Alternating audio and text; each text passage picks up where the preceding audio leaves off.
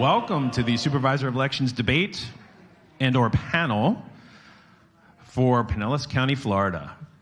So first, we're going to begin with an invocation. So please welcome Kurt Christensen. Will you please stand for an invocation? Dear God, please give us strength for this battle that we're about to enter.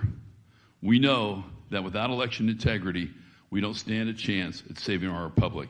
That's what's so important. These great patriots come here tonight to hear Chris Gleason, and if our incumbent, Julie Marcus, had any guts, she would show up tonight. But of course she wouldn't. Please give us the strength, make us be able to help this battle, and in your name we pray, amen. All right. Stand for the national anthem, please. Your hearts. Sing with me, please.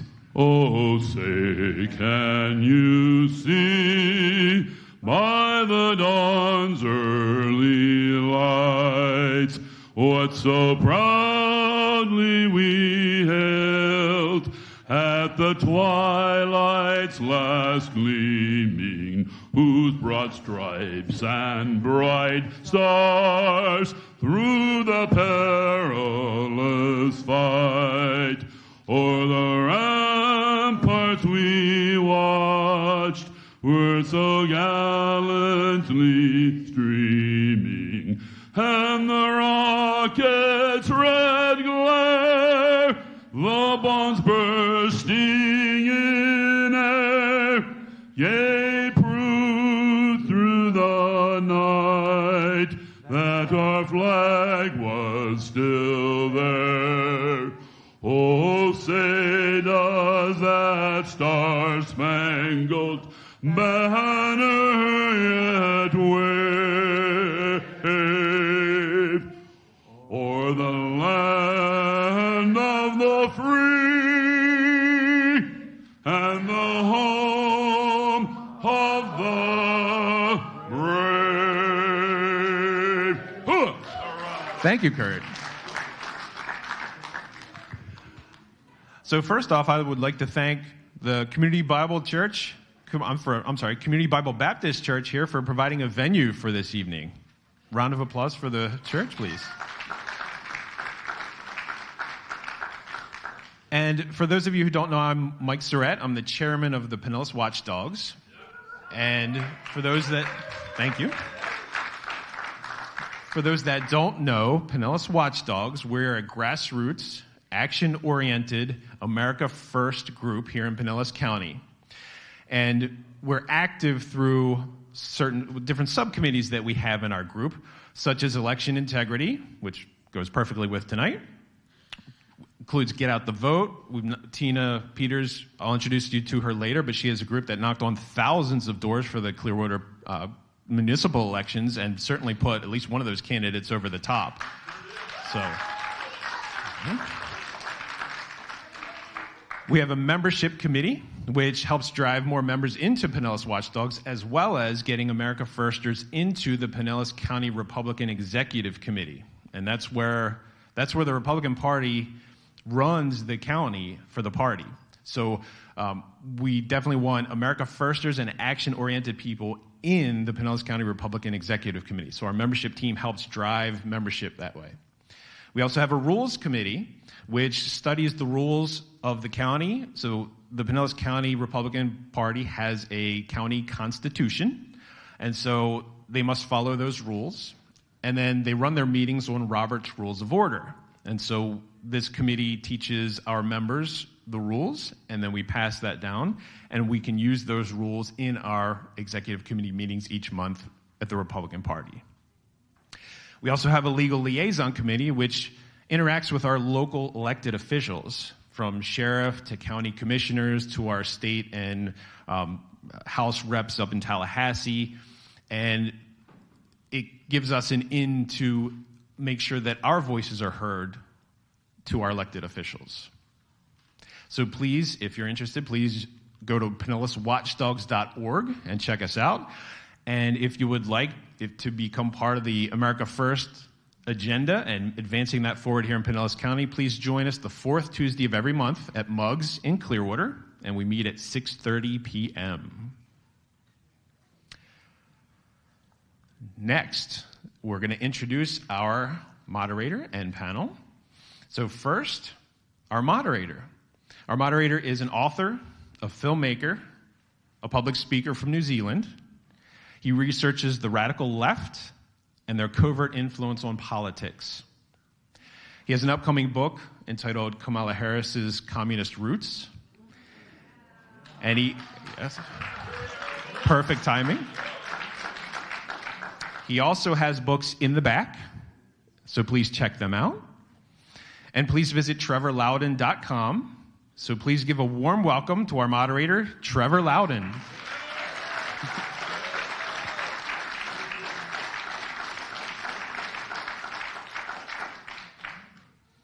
All right, our first is Julie Marcus. Is she here? So, as expected, anybody from Julie Marcus's campaign? Where's Dustin? So, no one? Well, if she does show up, we'll accommodate and get this debate going. But since it appears that she's not going to show up, we still have a panel, which is going to be an excellent panel for this evening. So first up, Julie's contender, Chris Gleason. Chris.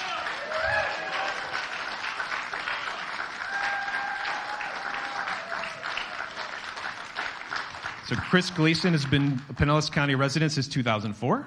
Thank you, Chris. He's an...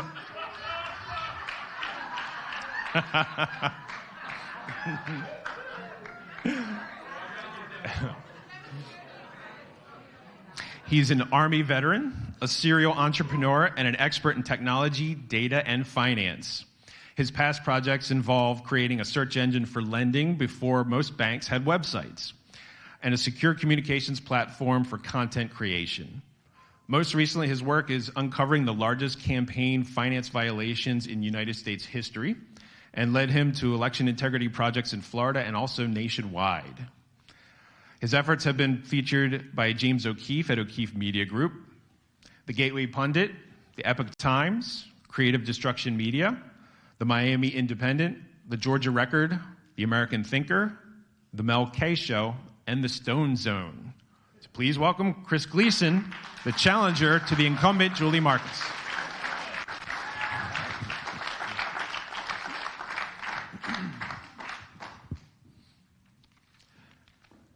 Next on our panel, Kathy Chamberlain.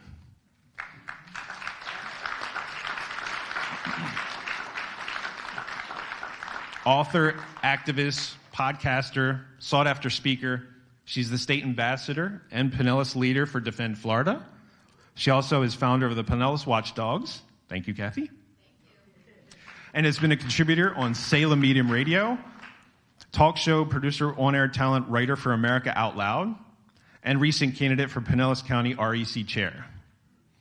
Kathy's recently organized and coordinated a slate of America First Supervisors of Elections, representing 13 counties in Florida, bringing exposure to the system, the systemic problems with the state's election apparatus.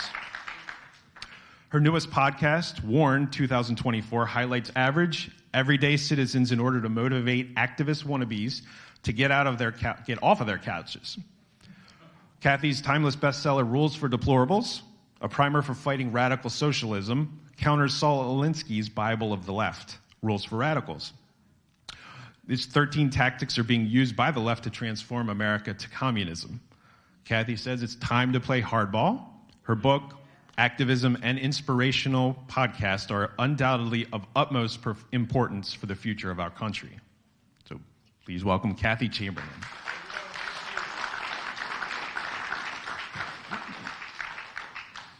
Next, Tina Peters. Tina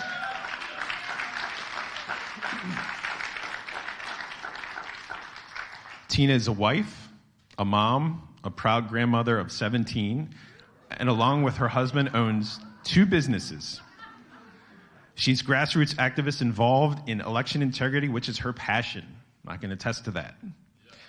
She had worked with Pinellas County Defend Florida since 2021 and played an integral part in the process of canvassing the county for voting and election issues. Tina worked closely with Kathy Chamberlain in 2022 for incarcerated, unjustly convicted January 6ther and highly decorated retired Green Beret Jeremy Brown in his run for the Florida House.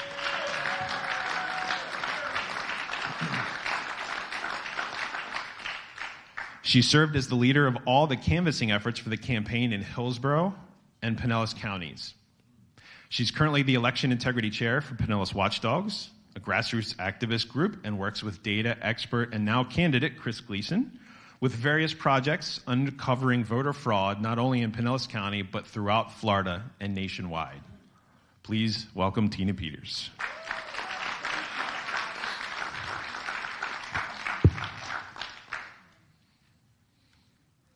All right, next we have Chuck Kelly. Chuck is retired military and attorney working on election cases. Right. And is Raj here yet? No? Well, I'll introduce Raj. Yes, Raj will be here in a few minutes. Stuck in traffic. I'll introduce Raj before he gets here. Raj Durasamy.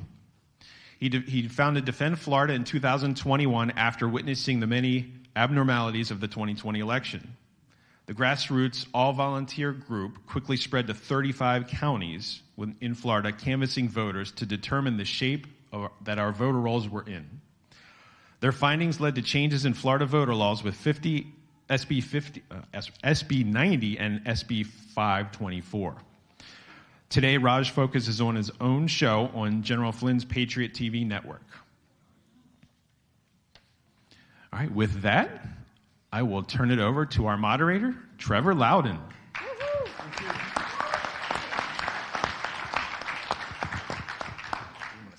Thank you. It's not often that I'm at a meeting facing away from the audience.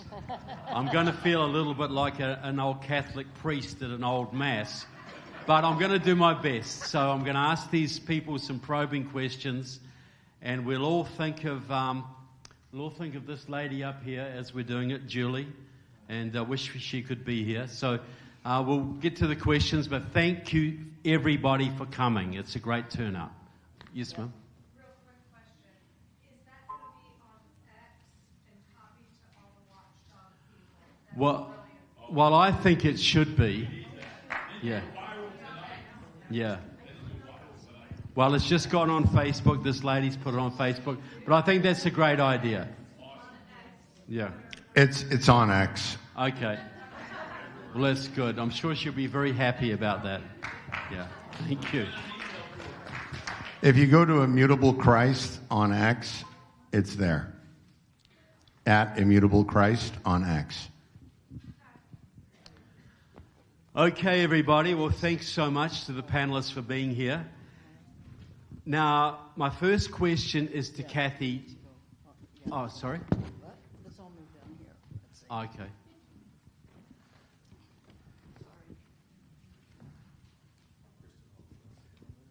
So sorry, Kathy, I thought I was talking to you first. It's okay. Okay, Trevor, sorry. I'm going to ask the first question. Okay. Sorry, You just got let off the hook. Yeah, my apologies. So my question is regarding voting machines.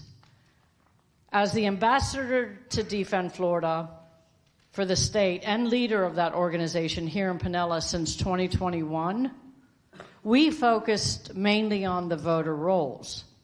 But most are highly suspicious of the machines. In Florida, only 18 counties use the infamous Dominion machines. But here in Pinellas, as in the rest of the counties, we use ES&S. I realize they are basically sister machines, but without getting into all the reasons why, I'd like to know, Chris, if you agree with Julie Marcus on the machines, on keeping them, and if so, how would you go about getting rid of them if you're elected? Is it even possible to do that with the contracts our SOEs have gotten us into? Well, we have some great stuff here in Florida. Not all the laws are terrible, and not all is not lost. And one of the things that I learned fairly recently is that we can unilaterally cancel contracts. Yeah, and not a lot of people knew that. And we found that out when I had done a public records request to this company called VR Systems. And VR Systems manages the county level campaign finance data and reporting for candidates. They also manage the voter rolls, and they also manage election night reporting, and they also manage the EVID machines. And so we know that based on the legal research that we've done, that we can unilaterally cancel contracts, especially when companies refuse to hand over public records. Now, how does that with VR Systems translate with the ES&S? Well, before I ran, as Cord Bird, the Florida Secretary of State, liked to call me, and Raj was in the room when he said this. He said, "You know the problem with you keyboard warriors firing off public records requests?" And I said, imagine that. People wanting to have access to their records that they pay for. And, it was kind of funny. But I said to Cord Bird, I said, Cord, I can solve 99.5% of all of your problems that all the SOEs are complaining about with me right now.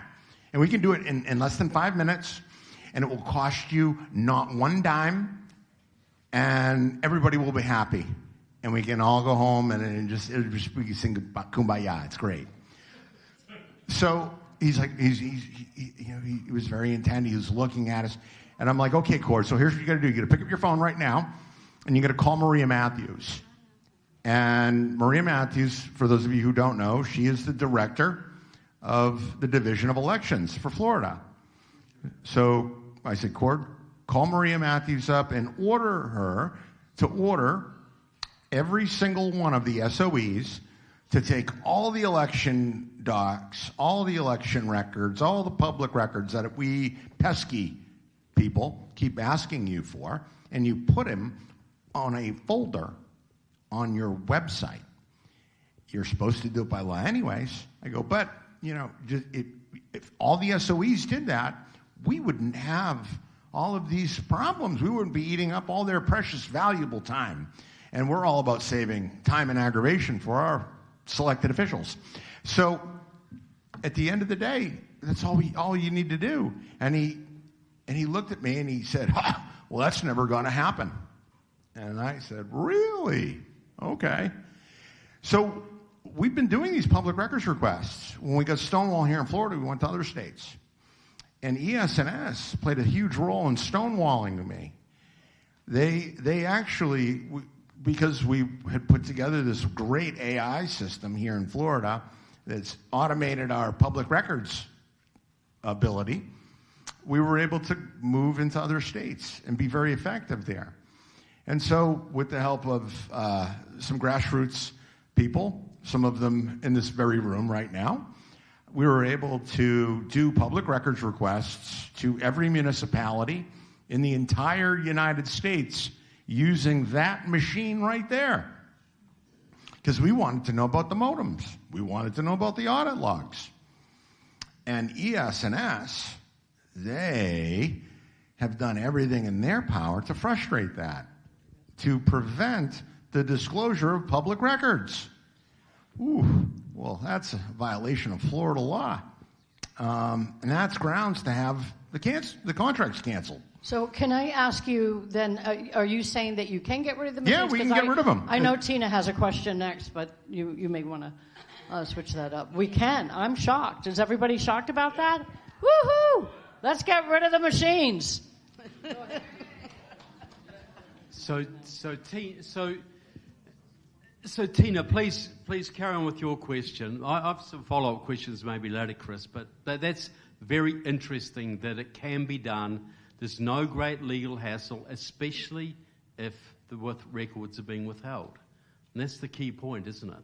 It really is. I mean, at the end of the day, if you don't have transparency in our elections, in particular here in Pinellas County, we went to logic and accuracy testing yesterday, and the documents on how the test was supposed to be conducted as part of the Florida statutes for Florida minimum security standards, the whole thing reads like the CIA Kennedy assassination documents. Tina, please take it away. Absolutely. I want to ask you a question about internet connectivity and machine certification.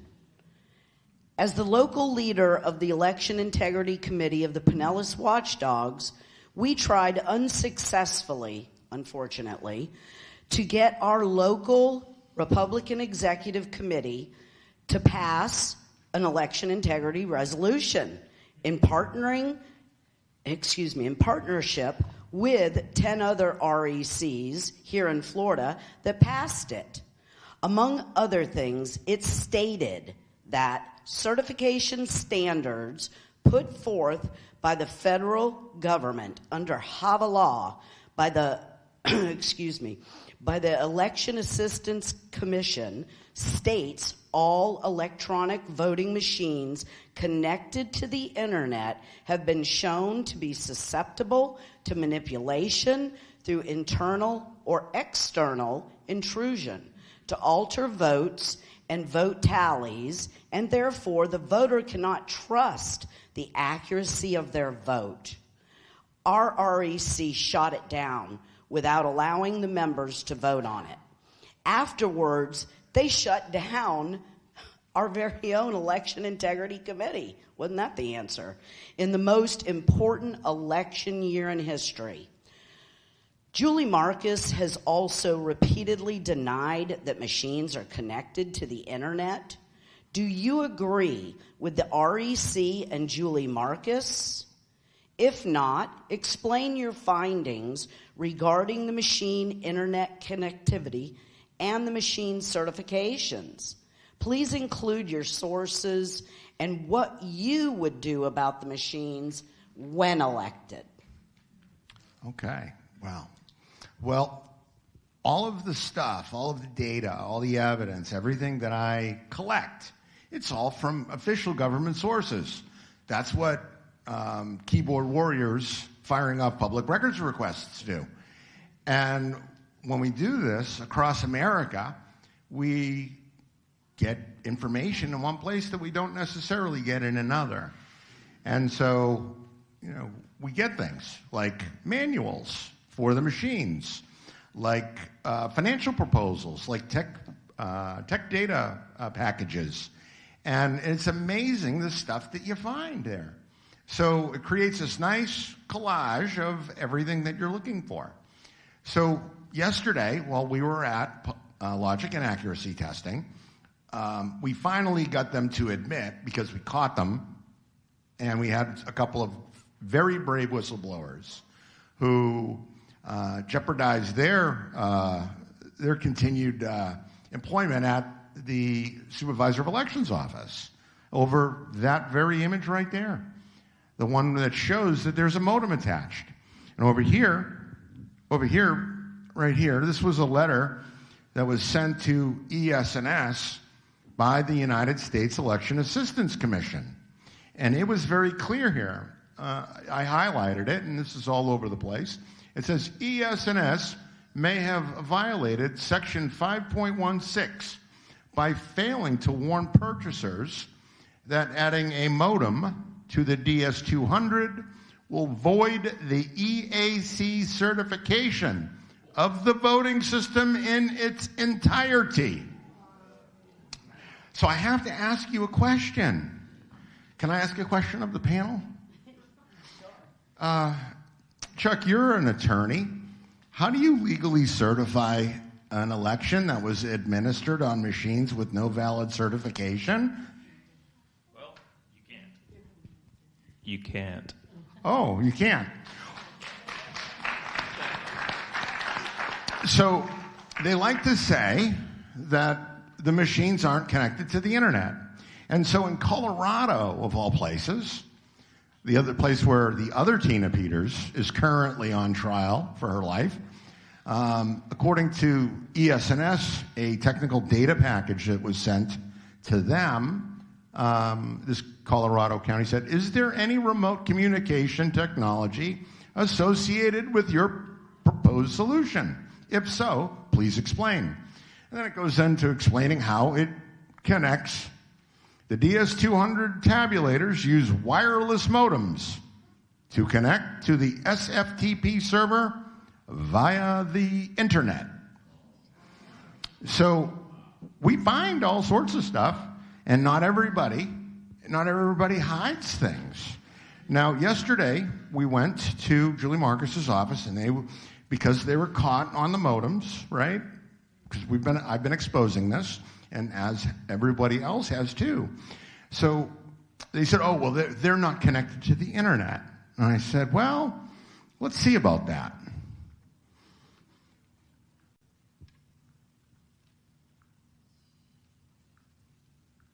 What is an IP address?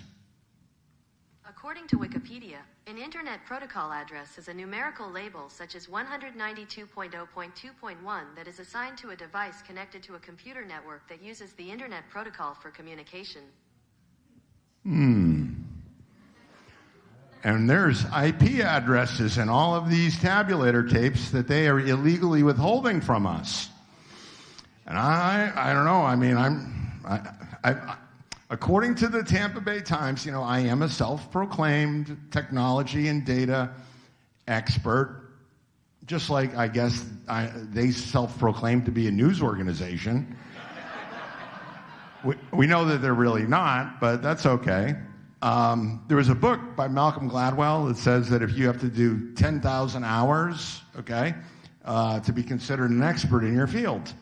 And last week, my wife and I were joking around, and I said, well, gee, how many hours have I been at this? And I said, well, I started doing XML software stuff back in 1997, and I work, 80-hour weeks. Maybe we're about over 100,000 plus hours. I guess that would make me an expert. So... yeah, I disagree with everything that they're saying. They're connected to the internet. They're compromised. There's plenty of information out there about that. California, they had a red team analysis, and in their red team analysis, where they tried to compromise the machines, they said, if you can get access to one of the USB ports, you can get the machine to do whatever you want. And if you get access to the machine remotely, you can make it do and say whatever you want. You can play Pac-Man on that thing. And let alone change vote positions, adjudicating them as 100% blank when we know that they're not. So.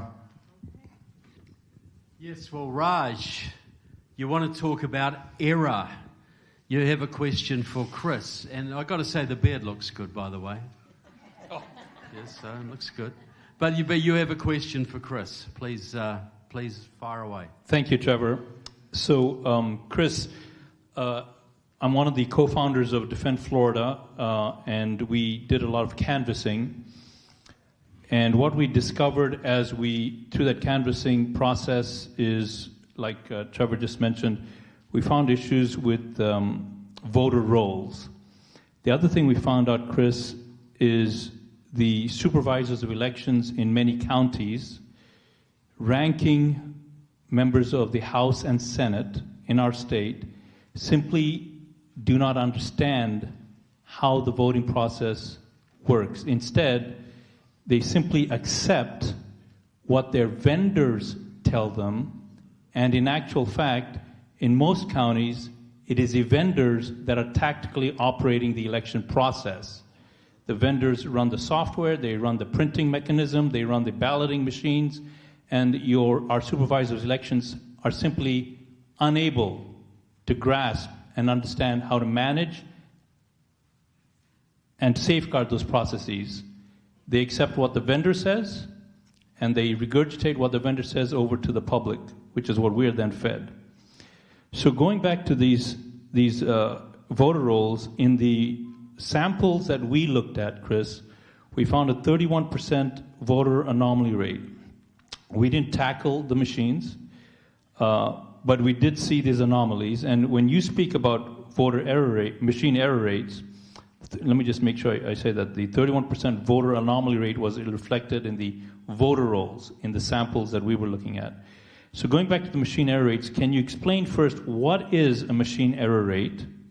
How could it be affected by these inconsistencies that we found in the voter rolls, if any? And how could you use that error rate information in decisions if elected to the Pinellas SOE? And lastly, Chris, and maybe the one I'm most curious about is, with your technical skill set, how can you better safeguard the way these voter rolls are managed, different from the skill set of the incumbent? Thanks, Raj. So, voter rolls are the fuel for election fraud. That's how it works. Because if you have dirty voter rolls and you have lots of vote-by-mail ballots, which my opponent is pushing for, they want 100% vote-by-mail ballots. That's what they want. They said it yesterday. And so we looked at all of this stuff. I did a very, very, very in-depth analysis when in the lead up to the 2020 election.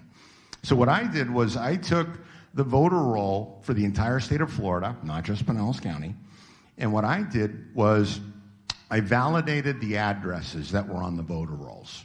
I validated both sets of addresses. You have two sets of addresses. You have one set of addresses, which is the legal residential address, and we validated that. And it took me probably a couple days because it was my first time doing that particular process. And then we ran it, all of the vote-by-mail addresses. And so the data that I saw definitely concurs with what you all found. And I didn't work with them to do that. This is all, we were running separate but parallel paths. And so where error rates come in is a big thing. So according to the United States Election Assistance Commission, there are certain rules. And one of these rules is called the VVSG, okay? It's Voluntary Voting System Guidelines. And all of the machines and all of this stuff, it's all related to taking government money, government grant money. And in order for you to take the government grant money, you want the government cheese, you got to do what the government wants. And so what we know is the VVSG federally has an error rate of 1 error in 125,000 occurrences.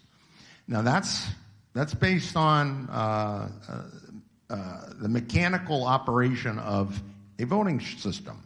The software, however, has to maintain absolute accuracy. That means 0 errors. Now, Florida, the politicians way back when, they have an intent, and when you make laws, intent is very, very important. Their intent was to make Florida the gold standard of elections. Really was. Because what they did is they adopted a standard that was significantly higher than that of what the federal government was willing to do. And the Florida standard for the maximum allowable error rate was 1 error in 1 million occurrences. 1 error in 1 million occurrences. And software still has to maintain that absolute accuracy. So that's a really big deal, because if your machines are not functioning with that level of accuracy, then you don't have accurate machines that fit the legal certification requirements. You don't have it at the federal level, and you don't have it at the state level. And so if your machines don't even meet the federal standard, 1 in 125,000, you're certainly not going to make it 1 in 1 million. And based on the work that we've done here in Florida, the things that we've found, particularly with blank ballots that my friend Chris Quackenbush found in Lee County, Florida, and we've really fleshed this out, we know for a fact that 177,000 Florida voters in Broward County during the 2020 election did not go out and cast a 100% blank ballot. We know that didn't happen. I mean, that, if you think about it, it's like over 18% of all the voters' ballots cast in Broward County was 100% blank. Yes, well, Chuck, thanks for the answer, Chris. It's very comprehensive, I have to say.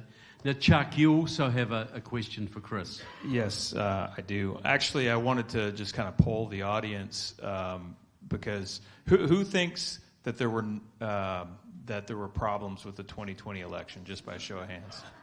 Okay, so that should kind of put things in perspective. I had two questions for you, and I was going to have a follow-up for Ms. Marcus, but maybe you can answer it.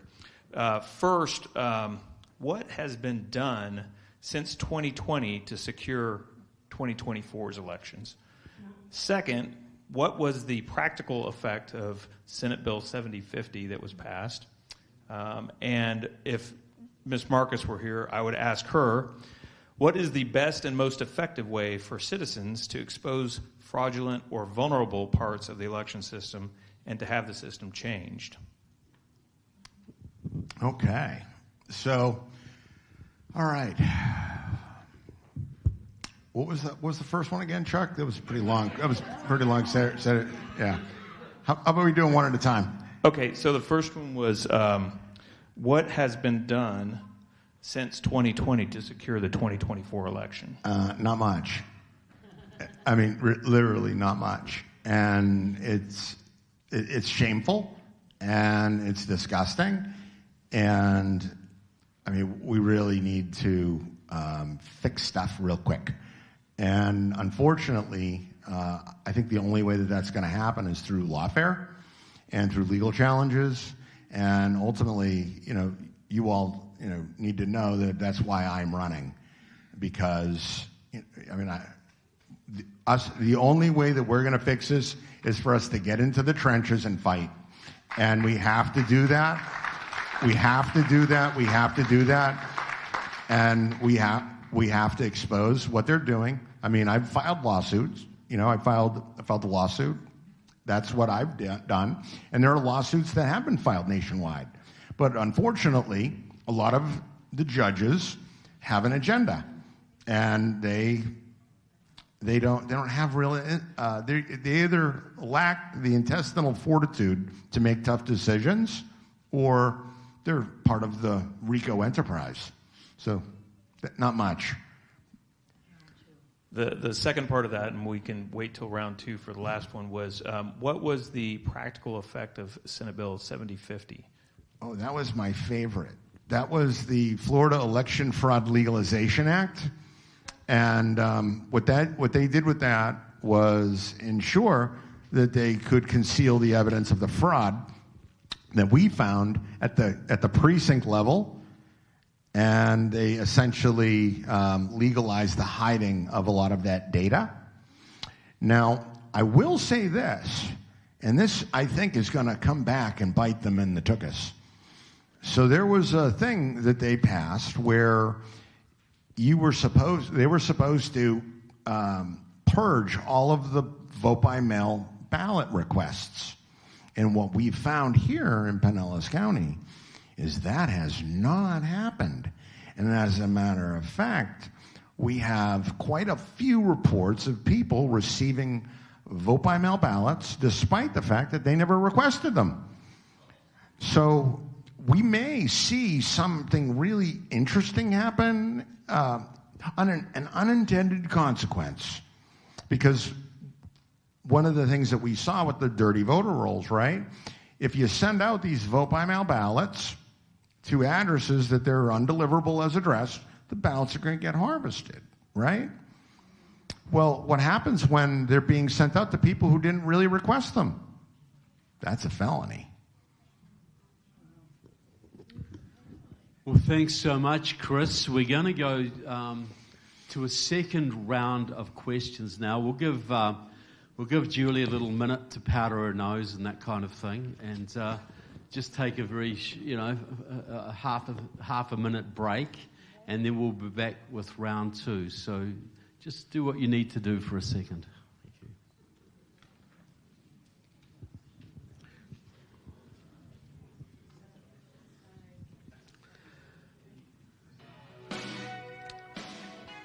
Well, okay. Well, let's get on to round two. That music was the prompt. So, back to Kathy. So you have a question for Chris and for Julie, but Julie doesn't seem to be here. Can we keep stressing that point enough? Julie doesn't seem to have turned up. Obviously, there were far more important things to do than address her constituents on this issue.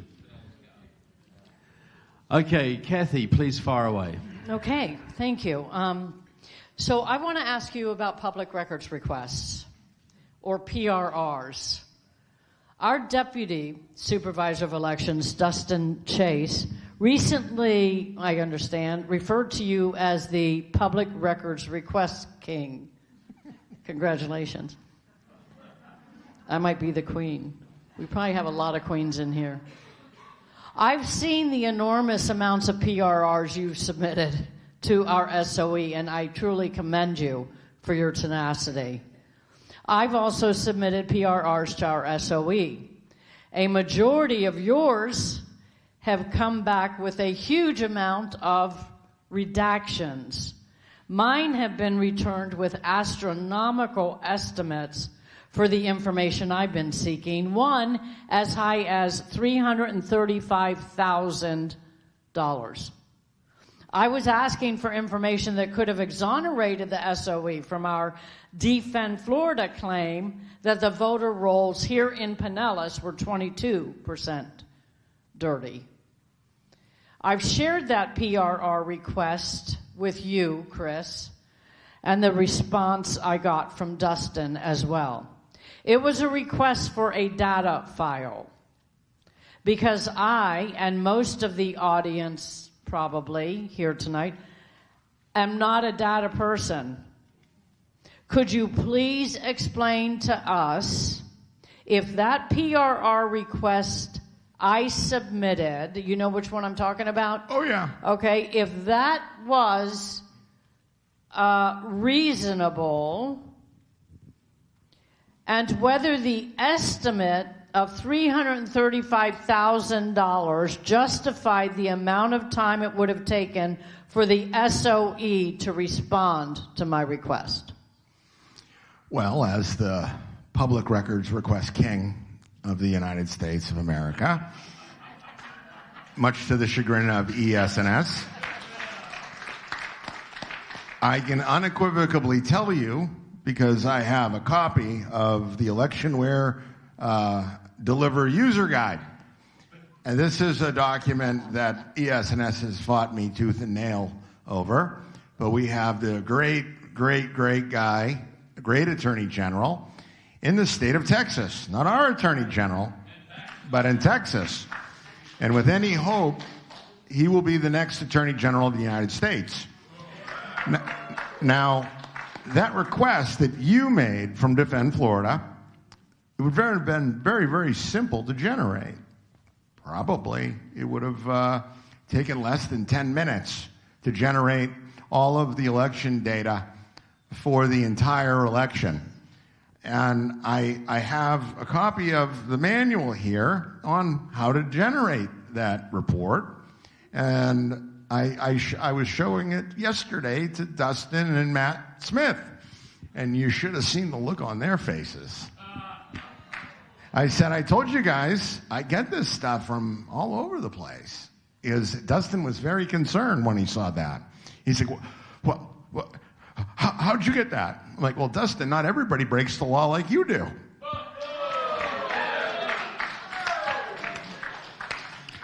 So we have the instructions here on how to generate it and all sorts of really interesting things. So one of the interesting pages was on how the central count connects to the internet. That's one of the things. Then the other thing was this wonderful thing called the blank ballot alert. And the blank ballot alert has a definition that's different than the one that Dustin and Julie and Ron Turner and, all the election fraud mafia. Okay. So, to create that, I had the entire state of Maryland generate all of the county level election summary, precinct level data, and canvassing reports, all generated for free for the entire state, and they sent it out to me, and I got it, in like a day, and that was pretty interesting. The audit logs and all that system, Ken Paxton ordered every election administrator in the state to hand over all of that data to me, all of it. I would like to add to that, in all honesty, so everybody's aware, is that we at Defend Florida, we actually did have a county that turned over the exact same files that I was asking for of Julie Marcus, and their SOE gave them an estimate for $40. Well, their big thing, and this is something that when I am the supervisor of elections for here in Pinellas County, all the data, all the manuals, everything, okay, right away, everybody's going to see. It's all going right up on the internet, so everybody can read it.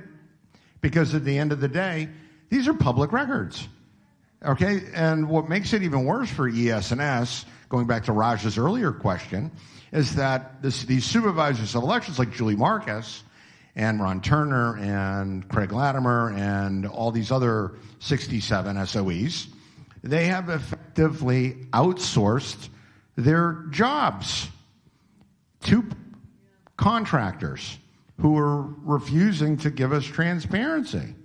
And that is grounds for the unilateral cancellation of all of their contracts. Thank you.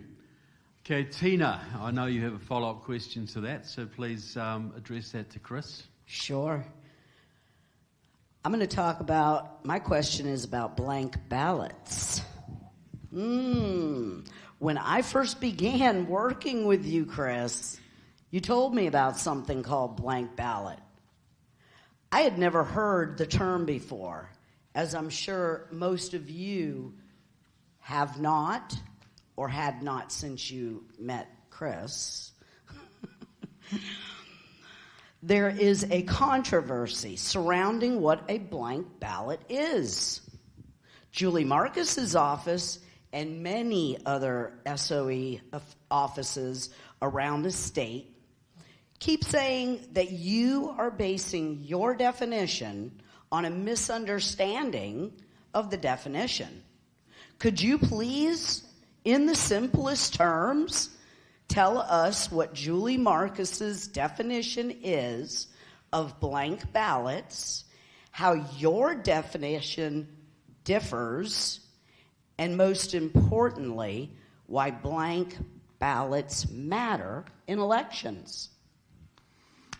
Well, I am as smart a computer guy as I am. It is not my definition of what a blank ballot is. It's not my definition. It's the definition of the United States Election Assistance Commission. It's the definition of ES&S. And it gets worse. It's the definition of Maria Matthews, the director for the Division of Elections for the state of Florida. And it's also the definition of all of the election administrators across the United States, So what they like to call a blank ballot is they say it's a blank page of a multi-page ballot. And that's just not true. Because one ballot is one ballot. That's just the way it is. And we discovered that, more evidence of that, by looking at this neat thing called the EAC Scope and Certification and Scope document. And in this document, it says that the machine has the ability to detect a 100% blank ballot. Now, what we know is that people don't go out on election day in early voting and cast a 100% blank ballot. Because if they did, that is what you would see. That image right there is what. And by the see. way, I tested that theory. Just want everybody to know. And that is exactly what came up in March when I put my blank ballot in. So what they're claiming is a blank ballot is actually called an undervote, an undervoted ballot.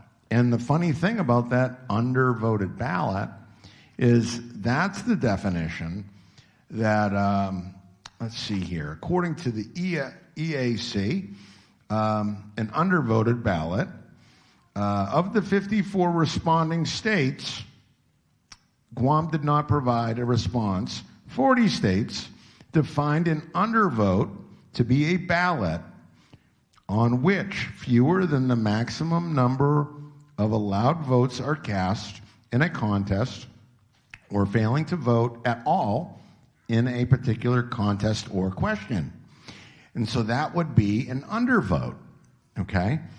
Now, the EAC also had this question posed to every single election administrator, not once, not twice, not 3 times, not 4 times, but since 2008. And we have their responses. We have all of their responses since 2008, right up till 2016 when they stopped. And so the blank ballot here is the most common definition for a blank ballot, reported by 24 states, is a ballot on which there are no votes for any contest. No votes for any contest. And that is why the machine should throw that right there if you go to scan in a blank ballot. Now, what we saw nationwide in Texas, because they gave us the unredacted, unaltered audit logs, we saw ways to catch this anomaly. And in Hillsborough County, what we saw is massive fraud on a massive scale that resulted in a supervisor of elections altering the audit logs to conceal the evidence of the fraud, just like in Pinellas County, but worse. So I really wish Julie was here to address these questions. I'm sure all of us. It's very hard to see how she could counter this, and I'd love to hear her. But that's national security exemption, trade secrets, and copyright. Can I ask a little bit of a follow-up question, though? And how many were here in Pinellas County that were blank? Enough to materially impact the outcome of every single election and every single race. Wow. And by the way, we saw this all over Florida. And when we caught them on the blank ballot stuff, due to the lawsuit that I filed here in Pinellas County against Julie Marcus, I have made some pretty wild allegations, allegedly, but they were all true. And we ended up proving that they were true because I got reports from other states that showed that what I had alleged was true. So we tried to reopen the case because I took great offense that voters went out and did everything they were legally required to do to cast a ballot, and their ballots were illegally adjudicated as being 100% blank. To me, as a veteran, that's unacceptable. Exactly. Well, That was in one election. So when we caught them on this, they decided that they were going to redefine what a blank ballot is, and we caught them doing it. And we caught certain supervisor of elections removing the blank ballot definition from the 2018, 2020, and 2022 DSDE 40 form that they are required to submit via Florida law to the Senate and the House for certification to ensure that the voting machines are working properly. So their solution to the problem for this next election is to conceal the number of blank ballots on this form and to conceal the number of duplicated ballots on this form and to prevent us from looking at that data because of SB 7050. Raj, you're going to follow your turn now. Please address your question to Chris. Chris, one of the challenges that we had with our volunteers had canvassing actually more than 15,000 voters in 2021 was simply to try to get the cooperation of their local supervisor of elections in sharing data with us. All of the requests we made were specifically written to comply with public records requests. We did not ask for anything confidential. Even though that was the case, some counties, as Kathy mentioned earlier, cooperated using the same system that is being used in your county. But in your county, as Kathy mentioned earlier, she received an estimate for $335,000 for what's called ASCII files.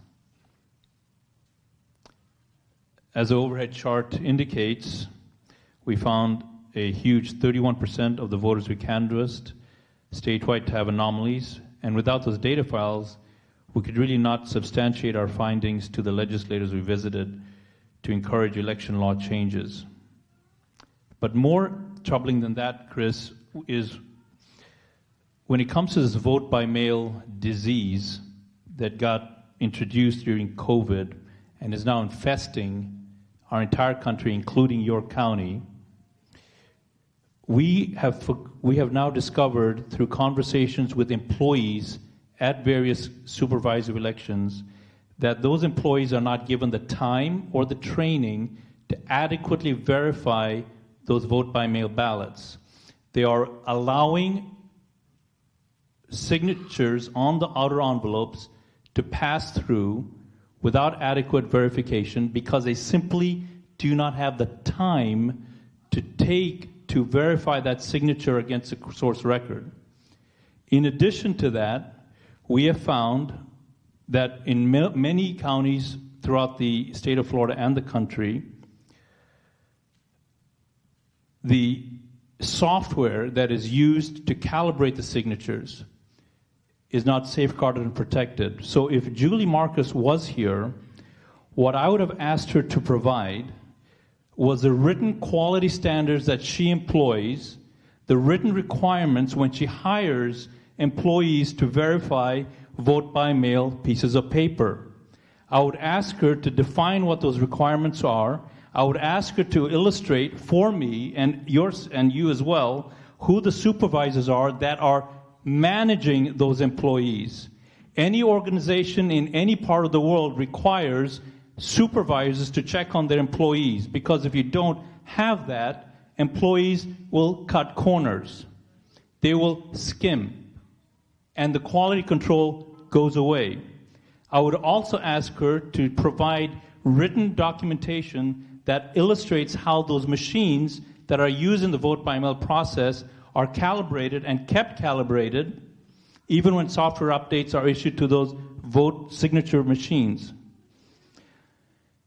And if she, like most bureaucrats that we have spoken with, is unable to provide that information, then I find myself, Chris, drawing the conclusion that she, like other bureaucrats running our country, have failed to perform their duty, and they no longer are interested in serving the public.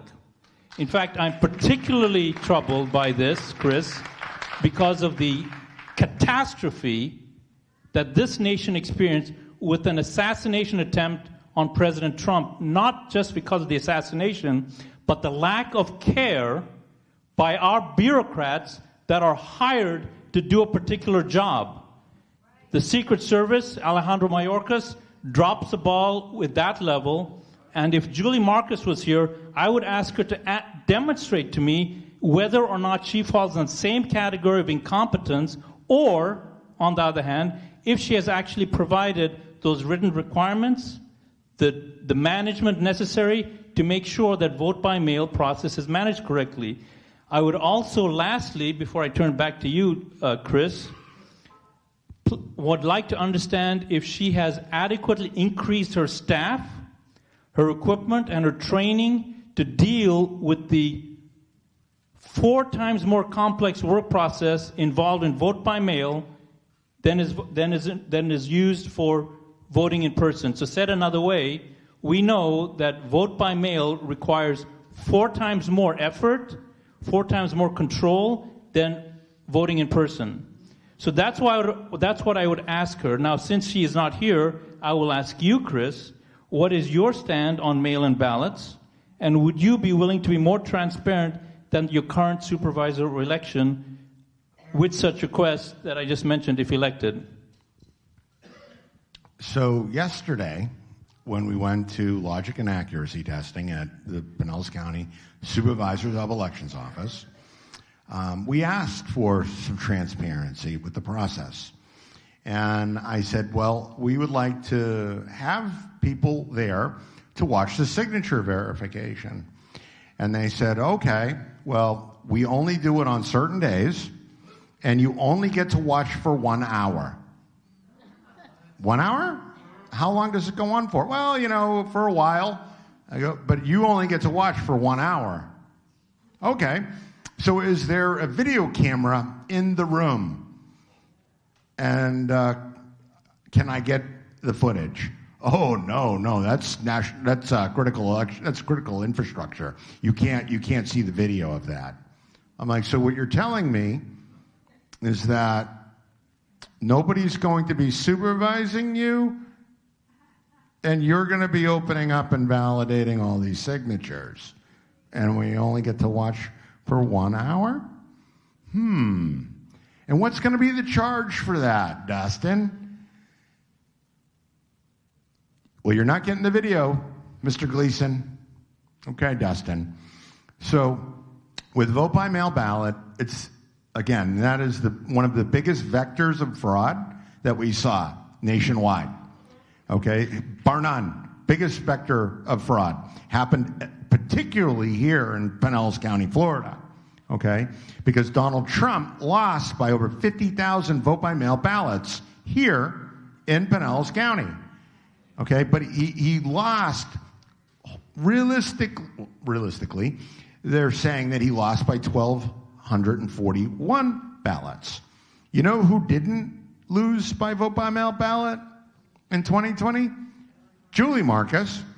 She had more votes in her race for her than Donald Trump did for him. And the same thing with Baghdad Bob Galtieri, the sheriff, the guy who took possession of the ballots for his own election and transported them to Julie Marcus.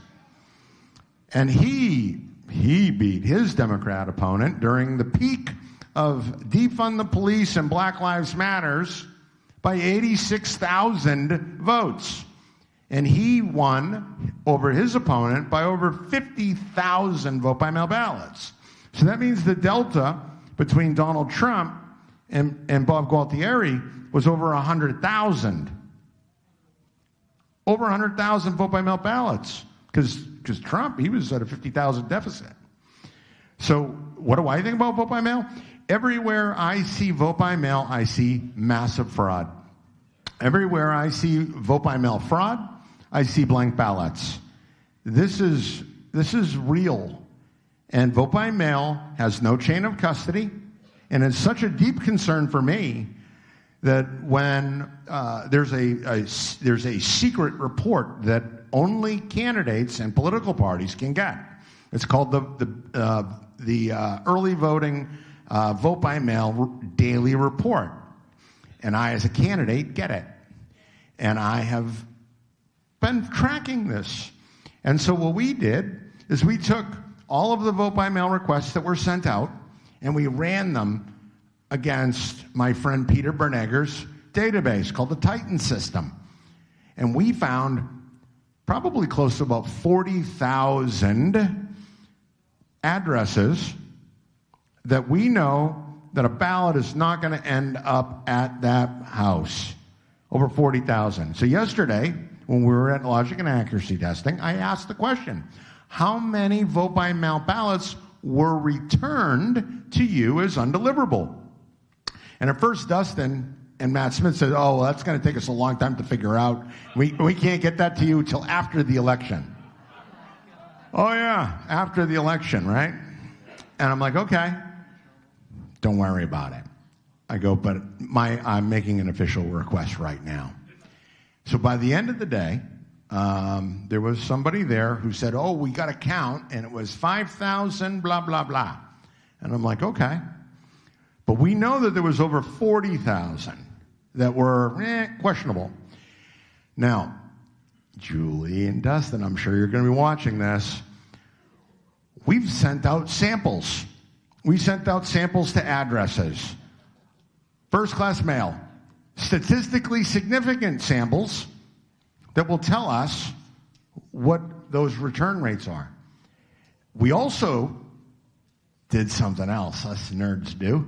We use technology. And so we sent out some Apple AirTags to some of these addresses that we knew that they weren't going to be able to get to them. And one of them ended up in Rhode Island. Yeah, it ended up in Rhode Island.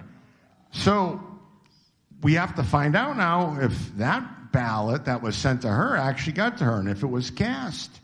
Because we don't know. Because what we do know, though, on that vote by mail report, right, is that the vast majority of Pinellas County, they all coordinated on 1 or 2 days, all of them were coordinated to order their vote by mail ballots on the same day. I mean, what are the odds of that? I just want to remind everybody here that Julie Marcus is on record in public many times over saying that she wants 100% mail-in ballots, and she's proud of it. That's our SOE. Well, thanks so much for that, Chris. So, Chuck, please direct your question to Chris. Okay. Chris, I want to have just a little conversation with you here so we can go back and forth, if that's okay. Sure. Because the whole paradigm of who has the duty to prove that the system is valid is upside down. What would you say would be the best things to change from an SOE's perspective to ensure that the voters of Pinellas County felt comfortable that the system was actually accurate? What would you do to change the perception or the belief that the system is messed up? Well, first thing is transparency. There should be no secrets. This is our elections. I mean, we can't have black boxes. You know, the ship of incompetence, that sailed a long time ago. We are well into criminal racketeering enterprise at this point. So what would I do? I'm going to do everything in my power to challenge the legality of vote by mail. I'm going to do my best to challenge the legality of election month. Did you know that the Florida Constitution says that there's only supposed to be one election day? So as a SOE and working with these other SOE candidates, I mean, I've put my foot down because some of those guys, at first, they didn't want to get rid of the machines. They're like, oh, we can't get rid of the machines. We can't get rid of the machines. Like, no, we're getting rid of the machines. And here's how we're going to do it. And so What am I going to do? I am going to rally the troops.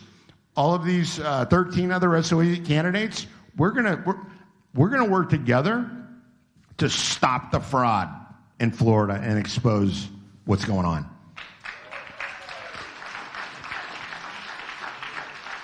Okay, now you're the public records request king. Allegedly.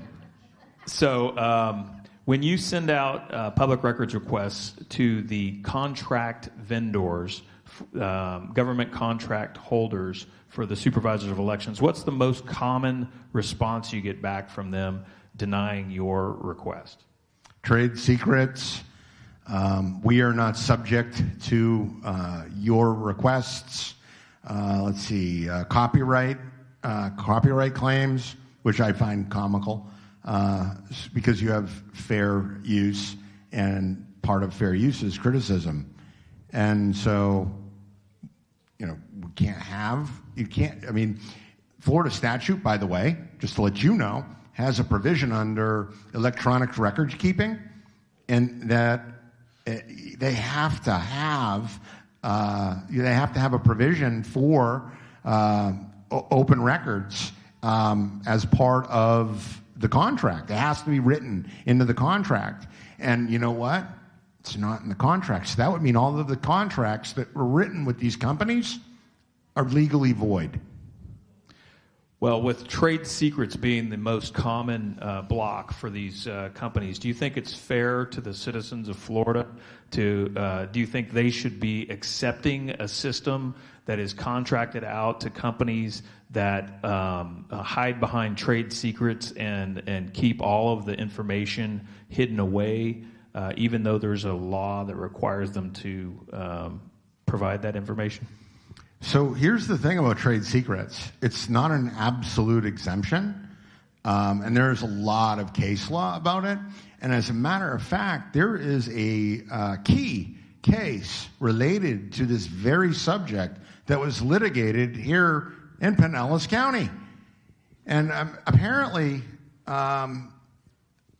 the general counsel for the state, for Julie Marcus, I don't know where he got his law license, but he needs to be disbarred. Last part of this question is because we found out recently that the election systems that were running the Pinellas County elections up through 2022 were running on Windows 7. With no security updates. And they had never been updated for security ever. Do you think it would be possible in the future for Florida to adopt an electronic system that would work hand in hand with hand counting ballots that used open source software and that was under the control of government employees and not contractors?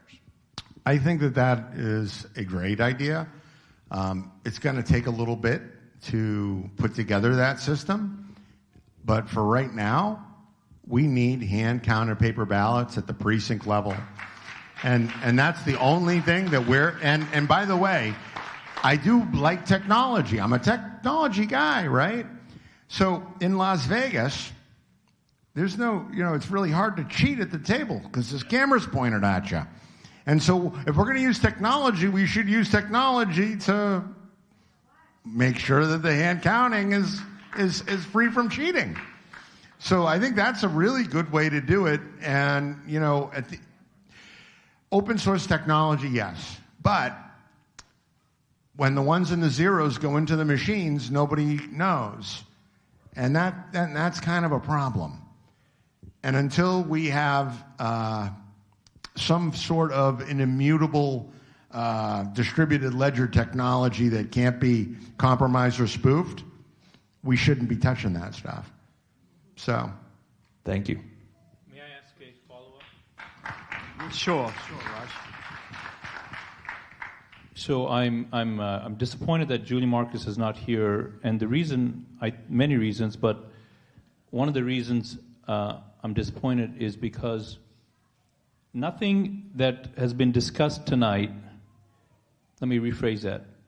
Almost everything that's been discussed tonight, the complaints, the concerns, These complaints address practices that are already in place in every other American industry. When you look at your banking, your insurance, your treasury, your research and development, all of these industries have transparency requirements.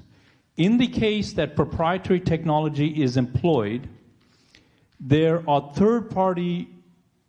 requirements for the vendor to disclose their proprietary technology to a third party who will then validate and accept the employment of that technology on behalf of the client.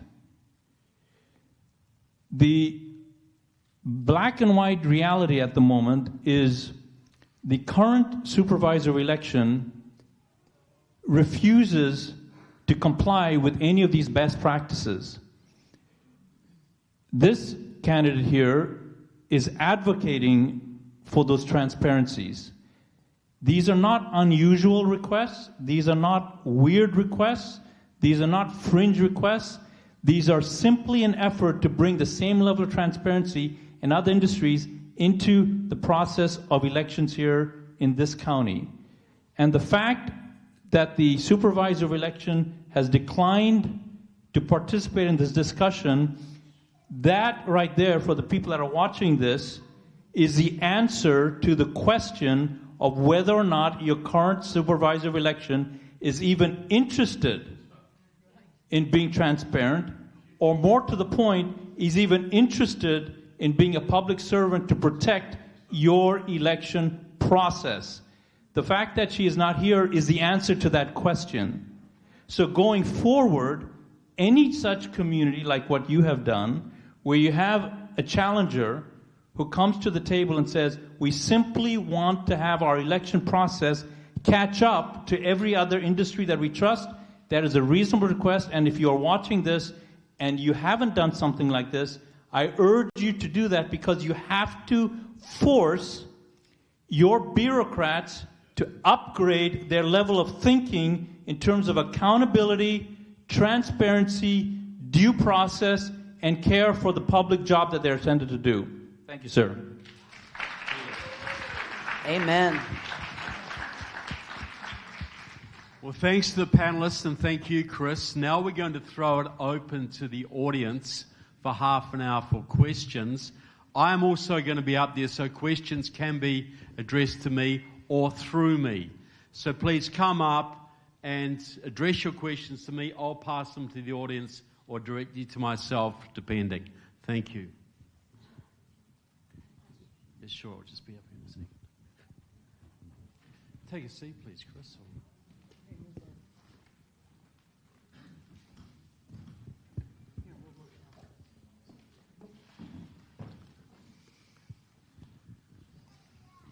Well, yes, what is your question? Thank you. Oh, sorry, I didn't realize she...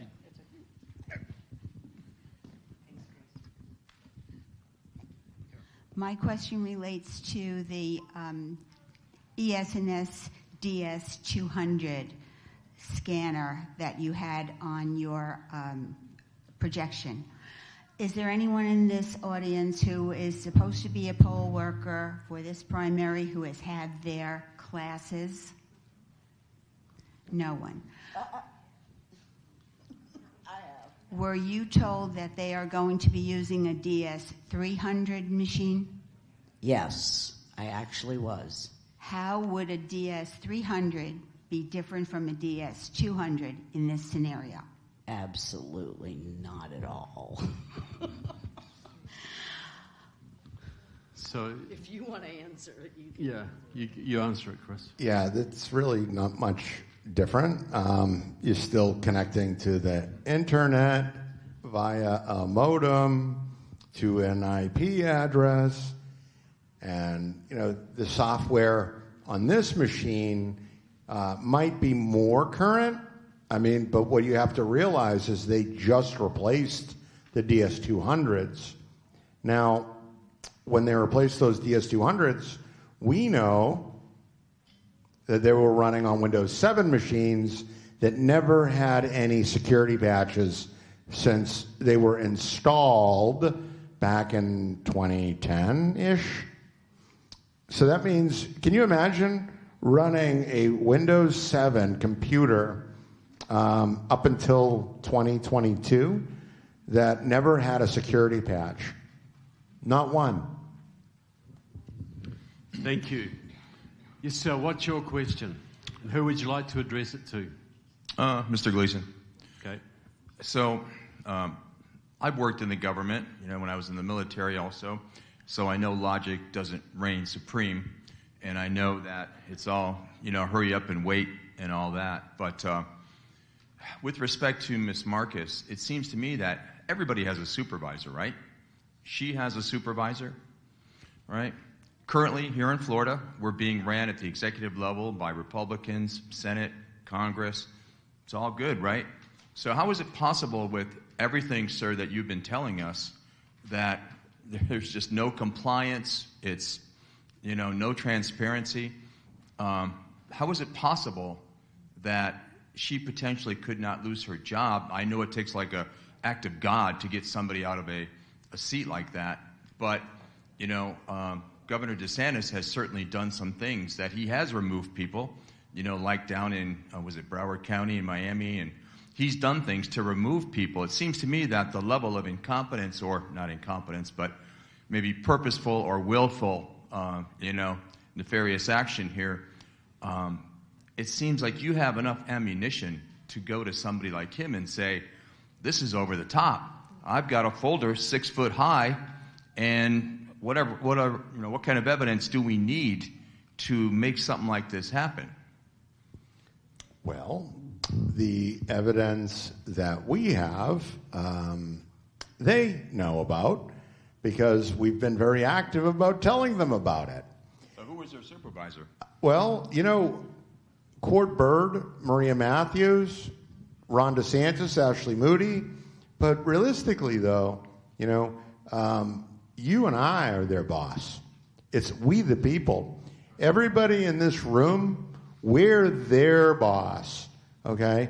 And if they are not operating with the consent of the governed, which we know they're not, and they can't prove it to us, there's a problem.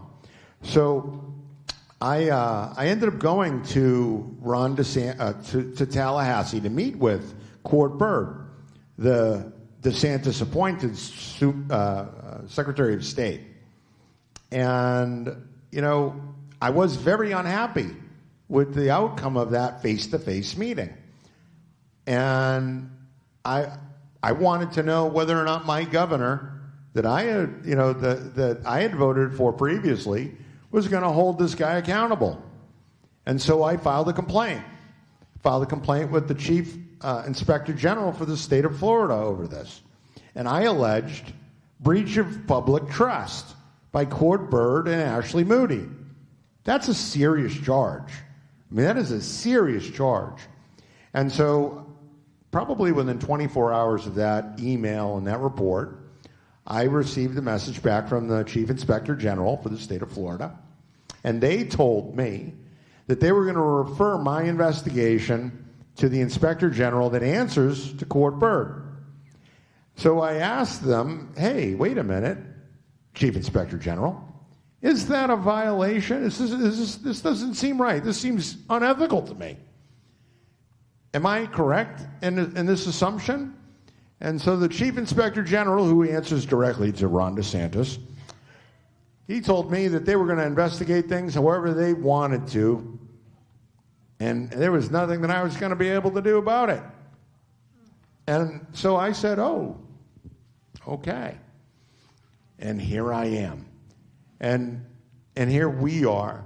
Because since that meeting, I've worked very, very diligently, without pay, by the way, to expose this misfeasance, malfeasance, neglect of duty, official misconduct, and breach of public trust. Because this is what it is. It's breach of public trust. They have no... So there are mechanisms, and we're going to employ them. And we're going to hold them accountable. We've got a good slate of SOE candidates that are going to try to do this, and we're going to fight them. We're going to fight them all the way. Thank you, and thank you for all you do. Sure. So Kathy would like to add to that very comprehensive answer. Thank you. Yeah, that was a great question, and I just want to say that when Chris referred to the slate of SOE candidates, I'd like the gentleman to understand this is not an isolated county, unfortunately, and we now have put together a slate of 13 incredible candidates, many of them, as Chris has just laid out the case. This is going on in 13 other counties that we know of. That's 20% of our state. And so they all have very similar problems.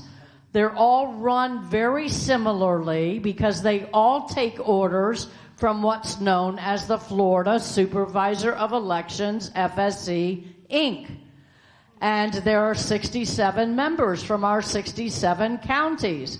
And they all do things very similarly. I'm sure Raj could tell you from having overseen 35 counties from Defend Florida. So this is a systemic problem. We're going to break it wide open with this election with these 13 candidates. So we need you all, though, out there supporting those candidates. And you can find out a lot of information from PinellasWatchdogs.org. Get out there, start helping Chris. These are the candidates you see that don't have the money behind them.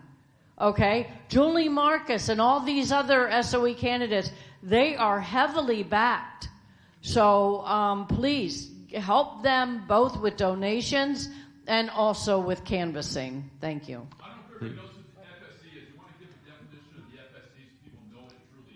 Well, the FSC, like I said, there are 67 members. It's a nonprofit, is it not, or private organization?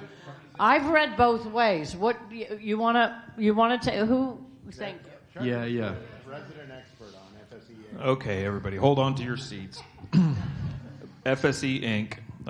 Is Florida Supervisor of Election Inc. Changed their names in 2019 from Florida Association of Supervisors of Elections, and it's a 501c6, which is a nonprofit. It is a trade association, okay? Pretty much every government organization in Florida has a 501c6. You got a 501c6 for the sheriffs. You got a 501c6 for the clerks. You got a 501c6 for the supervisors, for the property appraisers. You name it, there's a 501c6 for them. They are heavily funded by VR Systems. VR Systems supports hosts their website. They are all 67 elected. The only people that can be members are the elected supervisors. The supervisors have to pay dues to FSE Inc. to be members.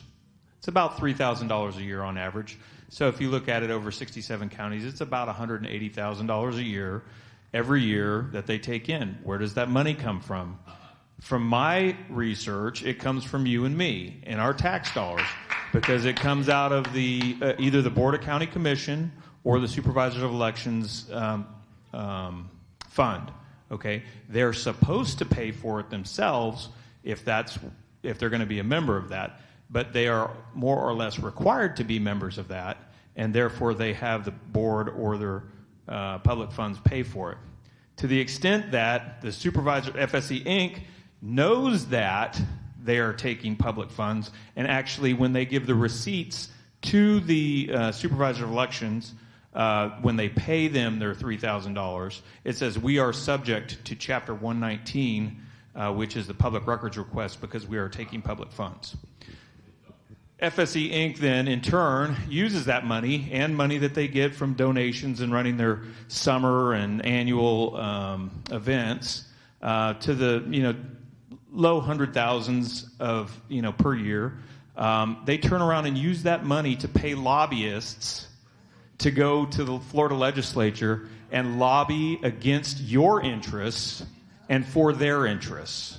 Okay? And one of the biggest things that we saw this last cycle was they were using the Ramba Inc., which is their main lobbyist, and guess who one of the main lobbyists for Ramba Inc. is?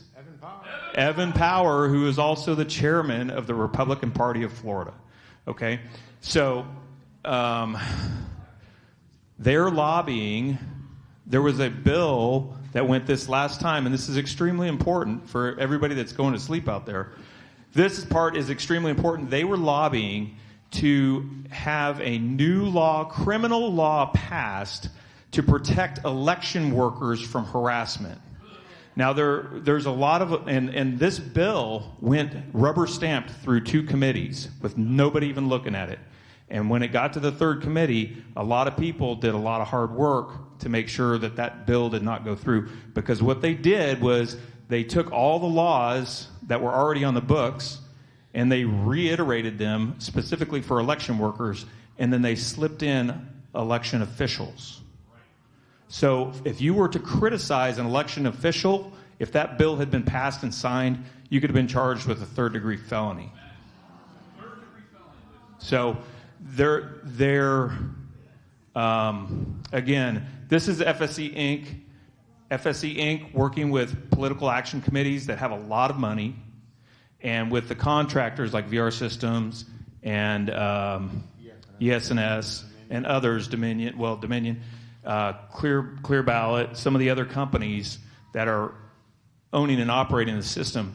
It really does appear to be an institutional systemic issue that must be addressed. But the people that can address it are all benefactors of it. So we're really stuck, and we have to get people like Chris elected to start putting a wrench into the gears. Great.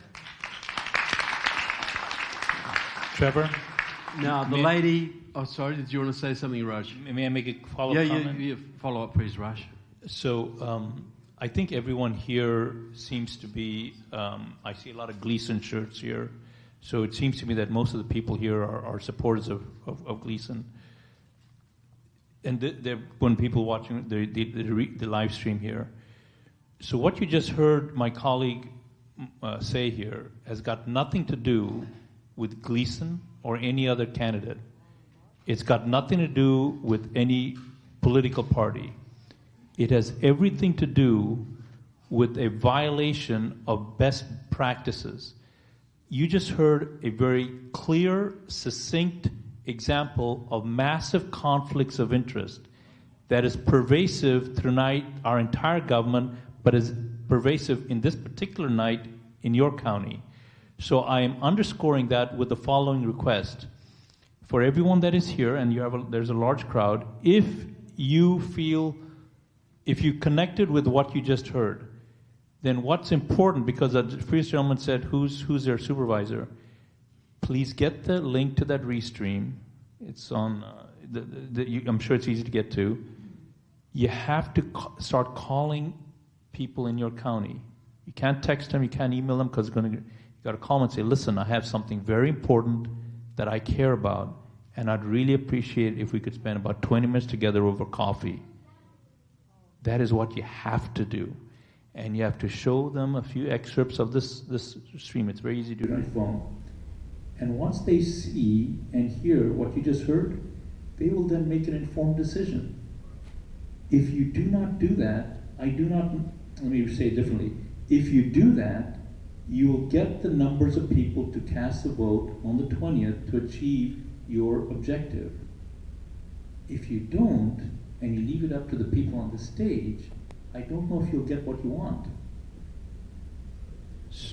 It's really up to you. And it takes that phone call, and they'll take the call because you're calling them. They won't take Gleason's call, they won't get Kathy's call, but they take your call because you have the relationship. And then when you play the video, they'll see and they'll make the conclusion. People are smart, they're just too busy to understand the truth, and you can make that change. Thank you very much, Raj. There's a question down the back from you, sir. Well, who would you like to address it to? Yes, sir. My name is for Mr. Gleason. Yes, Chris, you said earlier that mailing out an unrequested ballot is a felony. This whole thing is so encompassing and large, you know. I'll look at what can I do. If I receive an unsolicited mail-in ballot, a felony has been committed, what should I do? Well, you need to do a couple of things. You need to notify the supervisor of elections that you did receive one and you did not request it. Now, we have an affidavit that we can help get to you, and you can fill it out and have it notarized. We have a notary, Tina here, or you can have your own notary. And what we need to do is file a complaint with that, and that's a very powerful thing. Now we've had a lot of reports of this happening, and so we had a very concerned great patriot go to the SOE's office, or a couple of them actually, and they said, I want to receive a copy of the paper confirming that I had ordered the vote by mail ballot. And so they said, oh, well, you can't have it. And they're like, well, there's protected critical information on there. And he's like, but it's my information. And they're like, well, we'll check into it and get back to you. But before that conversation was had, and that conversation happened yesterday, this individual had gone down to the SOE's office before, and they said that they weren't going to give him a copy. But they said, oh, you can take a picture of it. So he took a picture of it. And then he called me and he said, Chris, this is what happened. And I said, let me look at that picture. And I scrolled it open. And I said, how about that? Your vote by mail request was only for the November 2022 election and not for this one. Well, that's a problem. So rest assured, Justin Chase is on the case, okay? He's on the case on this. But if you know somebody who that happened to, all right, one, we need to get an affidavit signed and notarized. Two, we need to get a copy of that report from the SOE's office saying that you actually ordered it, because we believe that there are bad actors, and these bad actors might not necessarily be in the SOE's office. But we don't know, because they're not complying with public records requests. Because I just want the truth. That's all I want. And I want a real election.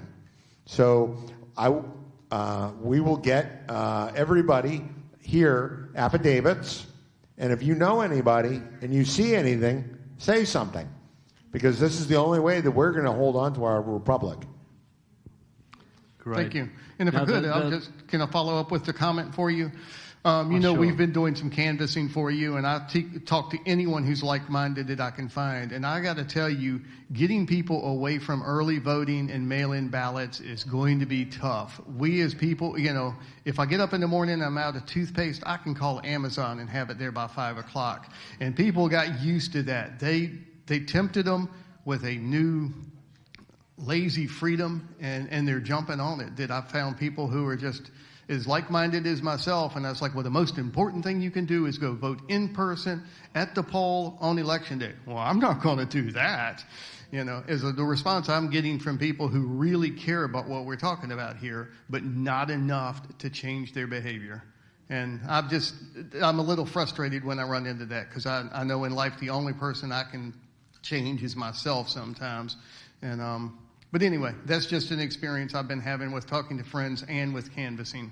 Well, Thank you. If we make vote by mail ballot illegal, and we only do an election on election day, the way it says in the Florida Constitution and in the United States Constitution, if we hold them to the restraints that are placed on them by the Constitution, because that's what the Constitution does. It actually restrains government. It doesn't give anybody any rights, because we get our rights from God. So, as a constitutional officer who is going to swear an oath, I'm going to put up a fight. I will challenge them to do something if I refuse to administer an election that is unconstitutional. Sue me. That's what court board likes to say. Sue me. Great. Now, there's a lady here who has a question. I'm sorry, I've been waiting. We've been following. Okay, sorry. Okay. So we've got this gentleman here and this lady here so far, and another chap over here. Okay.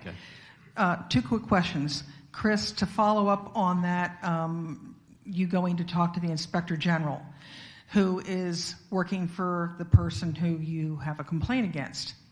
Maybe we need to start putting pressure on DeSantis. It's his group. And if he doesn't know what the people under him are doing, then maybe if he wants to stay in office, we need to put pressure on him. He knows.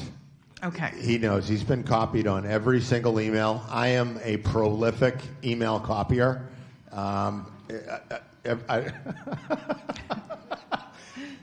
You have no idea.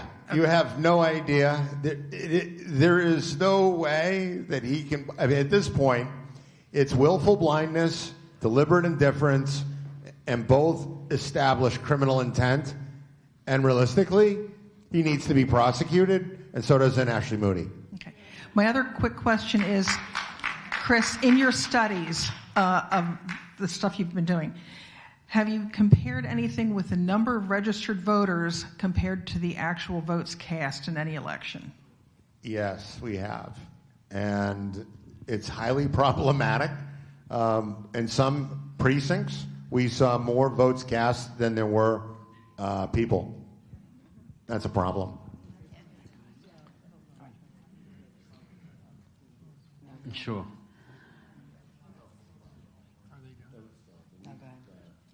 I just wanted to make a quick comment. If one of the things that I realized after the 2020 election very quickly, because everything is so systemic, the best way for citizens to change the way things are operating is by ballot initiative.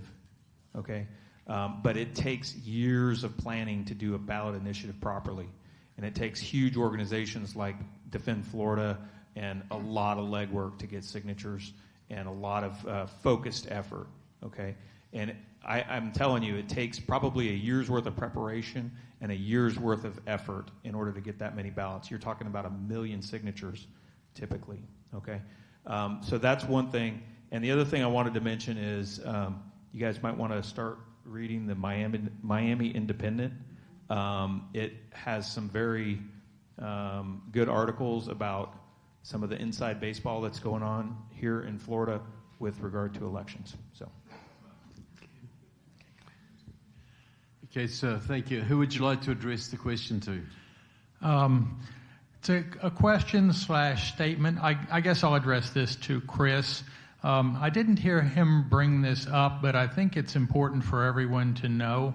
I'm one of his helpers, and we have a thread of text messages where Chris will send something out, and about 12 of us who are trying to assist him will get it, kind of like little news flashes within the team.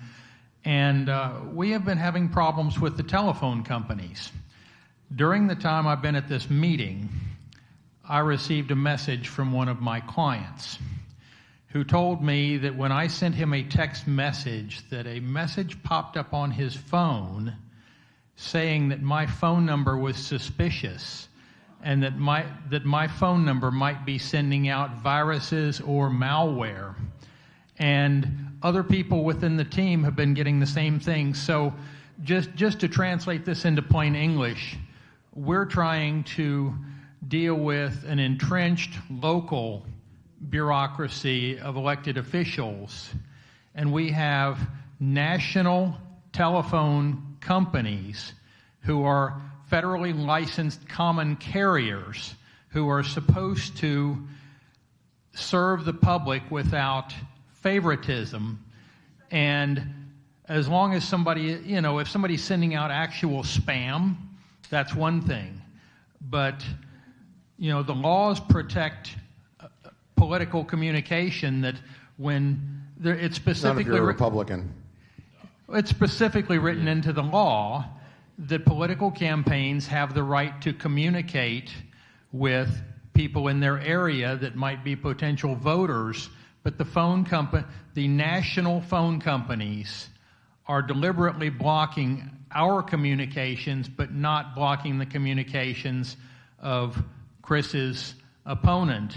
And of course, we would have a good case to sue them for that, but the case would barely even be heard before the election was already over. So we're dealing with law breaking on a national scale. They know exactly what they're doing, and they just don't care. Do you know who is the lobbyist for AT&T? David Ramba, FSE Inc. Yep, that's what we know. Thank you. Who is the next? Okay, and this lady's been waiting for a long time, so please make sure we get to her next. Yes, sir. Hi. Thank you. This has been very informative. My question is one more general. It's based on the fact that most people do not have a sense of technology and its way of being manipulated, and how that's going to be changing with AI coming around the corner at such an extent. How many on the panel up there thinks that we're going to have another 3 a.m. spike across the country?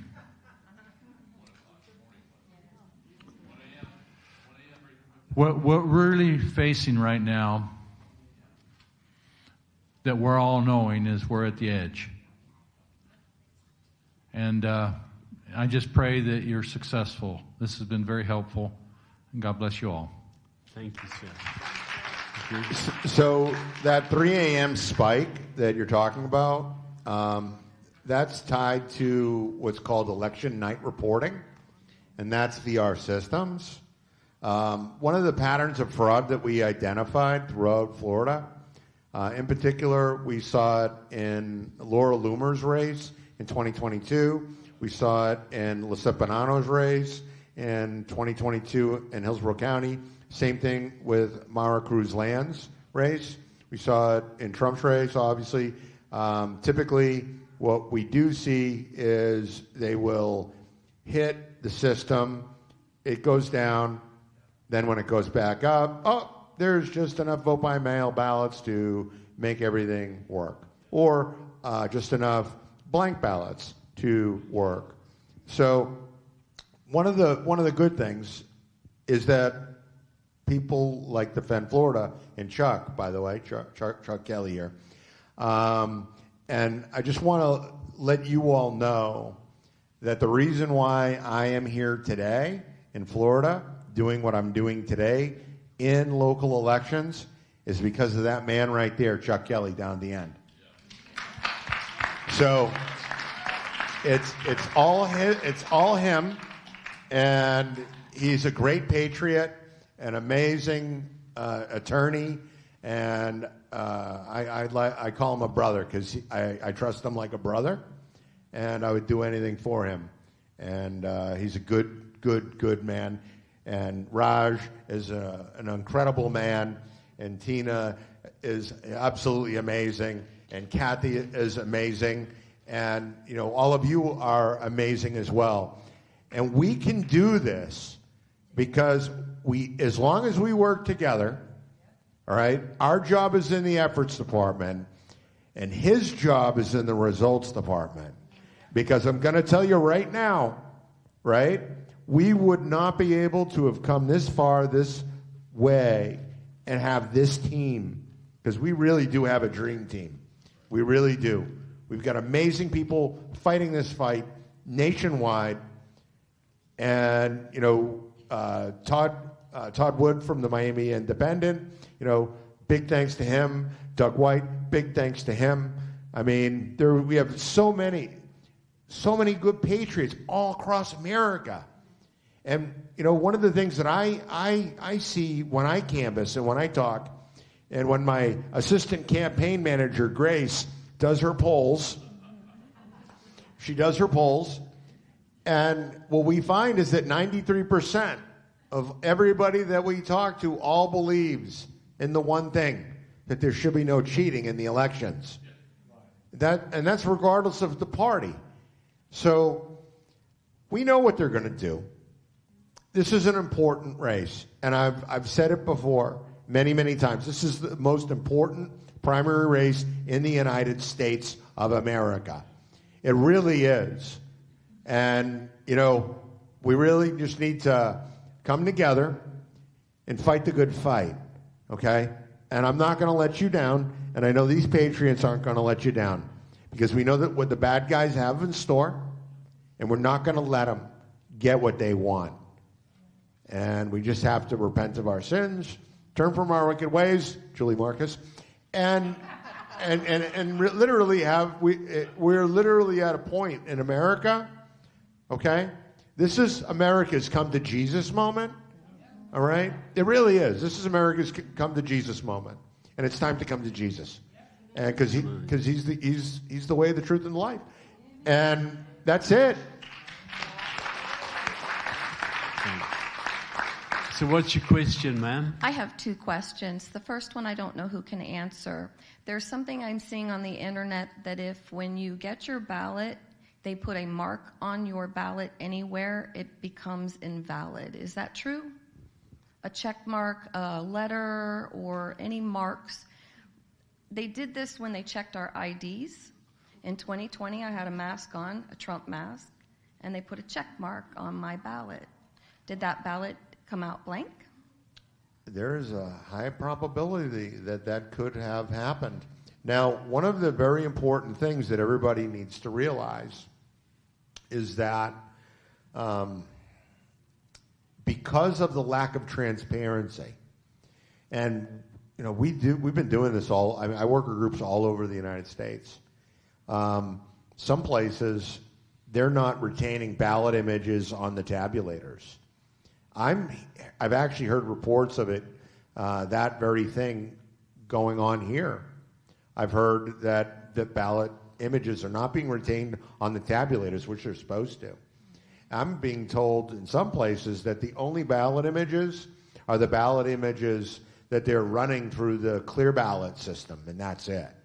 Because realistically, you should have the ability to look at the ballot images on the tabulators and compare them to the audit system.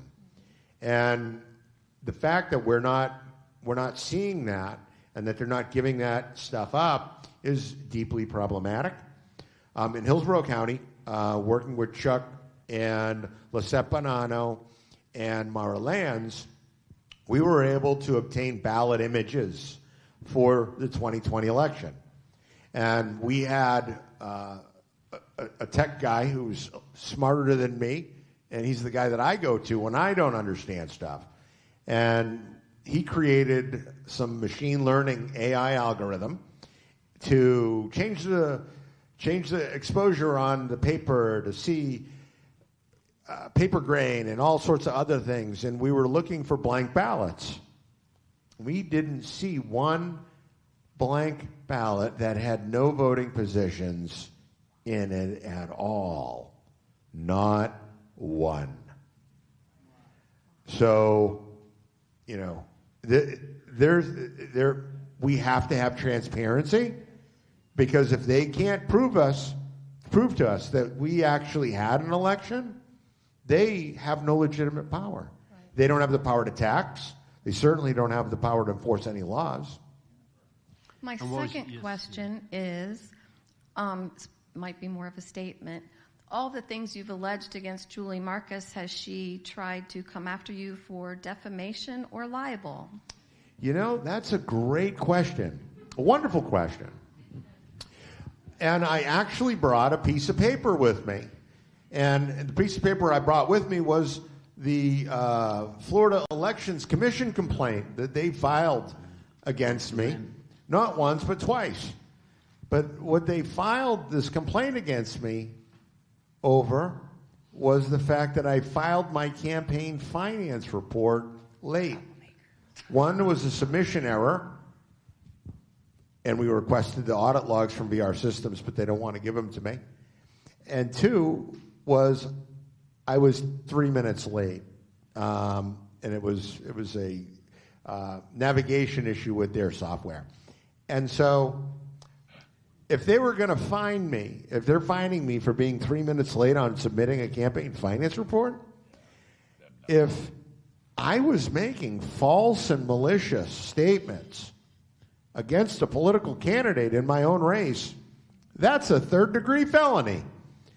And do you think for 1 second that they would not be prosecuting me for that? Oh, absolutely. I dare you. Go ahead, do it. Because then I get discovery, and then you get jail forever. Thank you. Gentleman here. Hey, Chris, I don't know if you talked about it or not. In the vote by mail process you observed in that hour, did you actually see them do signature matching and go to a database, check whether or not that signature matched or anything else during that hour? I didn't get to go. Hold on a second. Okay. I did the signature match verification training in Hillsborough County and went one time in 2022. Okay. And it was 45 minutes that they allowed you to be in there, and you got to randomly pick a tray of vote by mail ballots. And they took the ballot out, and you sat there with the tech, and he's going on a computer screen, and he's looking through a database of known signatures from that individual, right? Now, what they pull up first is the voter registration signature, right? Yeah. But a lot of times, I would say probably half the time, they don't match. Yeah. And you're like, okay, so now what do you do? Well, they go to the next one. Okay, they go to the previous year's voter registration, or they go to the driver's license, or they go to their high school signature on their ID card, or they go to their mother's, first communion. They literally go back to try to find one that is similar enough that they can say, yeah, it's good. And I'm like, okay, wait, there's a problem here with your verification. Big time. Now, in school, in college, I was a criminology major, and we did handwriting analysis in criminology.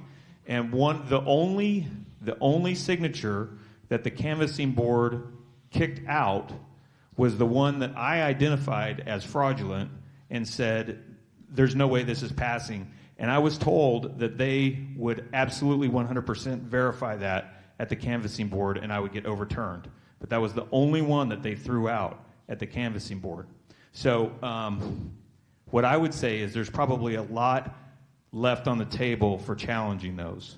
And a lot more of the signatures probably do need to be challenged.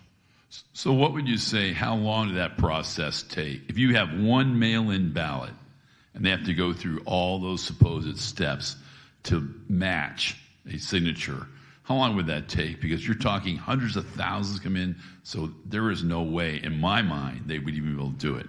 Right. So the ballots come in at different rates, right? So a lot of times they'll be able to manage the numbers that are coming in. And they have multiple stations typically running, with multiple techs looking at the things. I think it's very there's some level of automation with VR systems. I'm not sure what that is specifically, how their machine tells whether or not it's going to be valid right up front, or if there's no signature, it may just kick it out if there's no signature. But they get these stacks of things, and then they work through them, and it takes probably anywhere from 10 to 15 seconds for a valid, one that matches exactly, and the guy can go, yep, that looks good, or it can take minutes. Probably 3-4 minutes, maybe 10 minutes if they're really having to dig for a signature to find a match. So my experience was very few of them came up on the very first shot. Very often they had to go to the second, third, and fourth layer of signatures to find one that was close. I got one follow-up question for you, Chuck, on the FSC. Is the FSC subject to this Florida sunshine laws? Yeah, and that's what I stated earlier. When they do the receipts for the dues that they get, annual dues from the Supervisor of Elections, the receipt actually says, because this is public money, we are subject to Florida sunshine laws, which is Chapter 119. But they don't. The more Loomer try to get in reports about it, none of the reports that come out from the FSC are ever shared. Right. Well. Yeah, and so a lot of times when they refuse to provide the documents under Chapter 119, you have to sue them for unlawful refusal.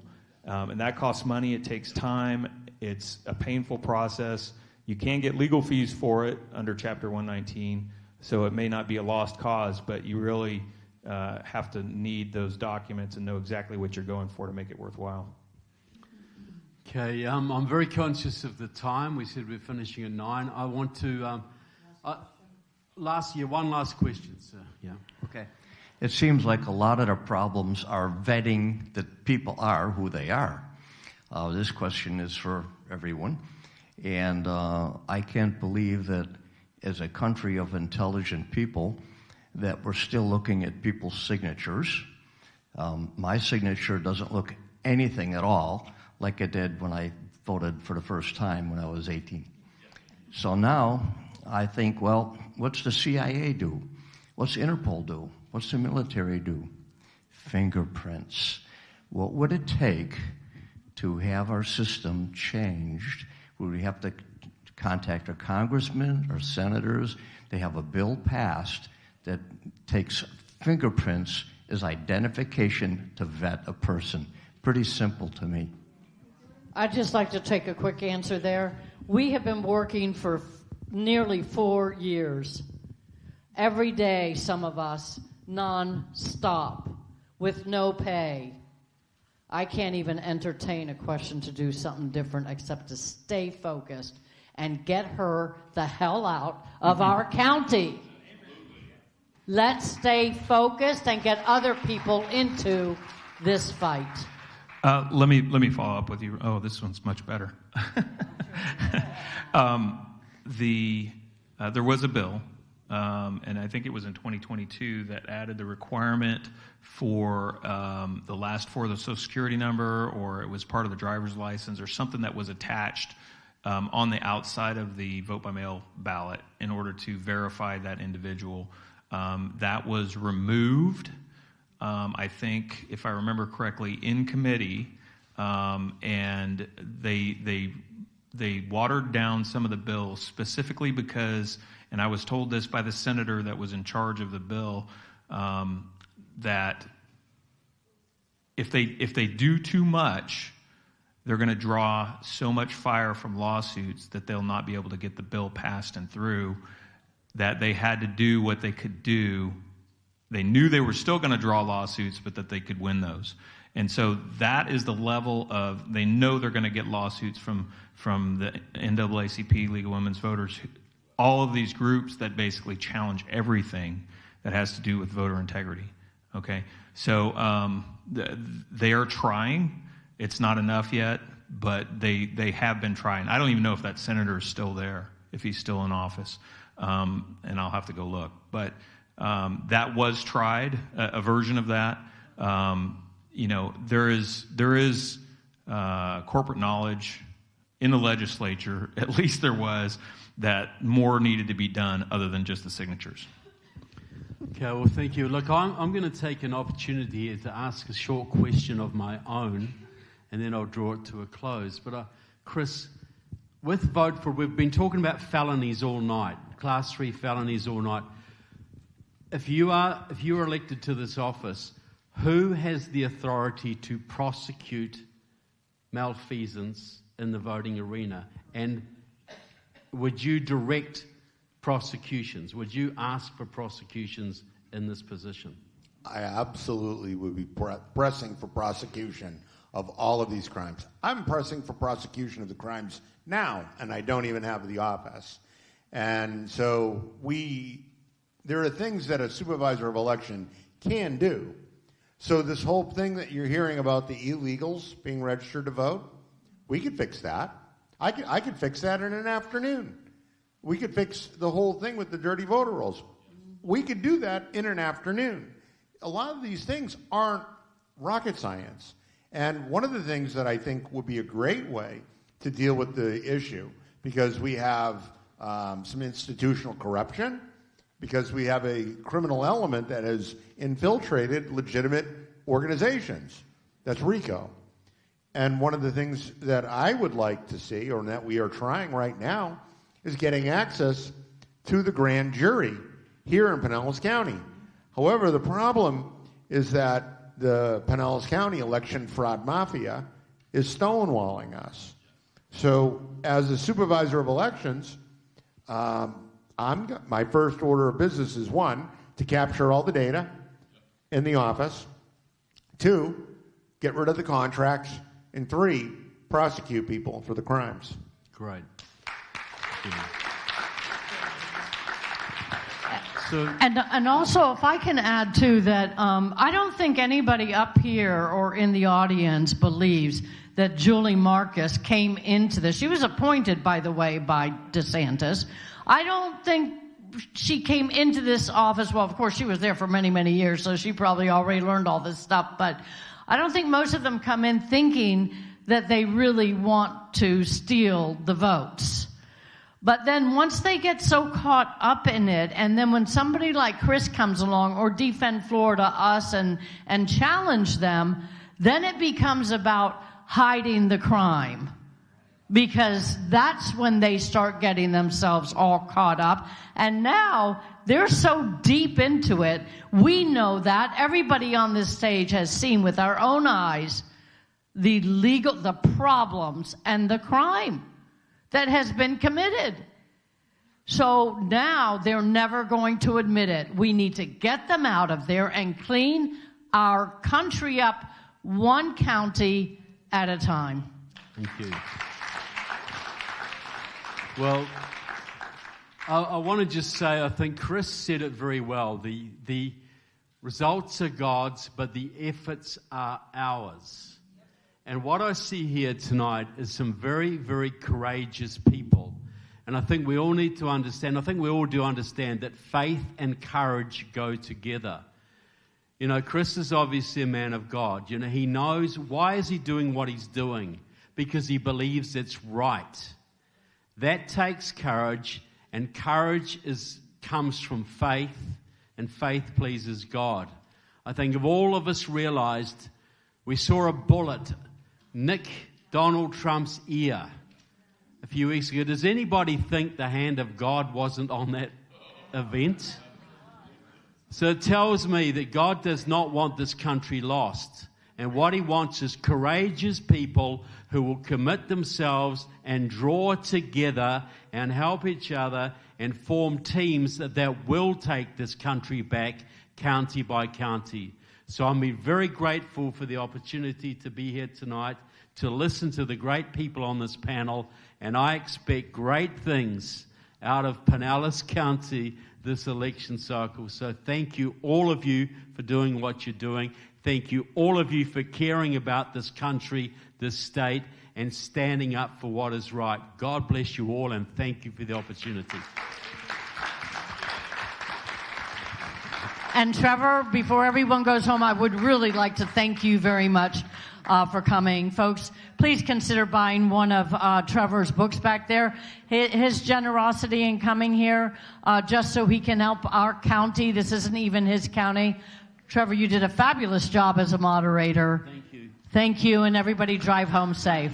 Thanks. Thank you. No, it's great to meet you, Chris. Very, very good to meet you.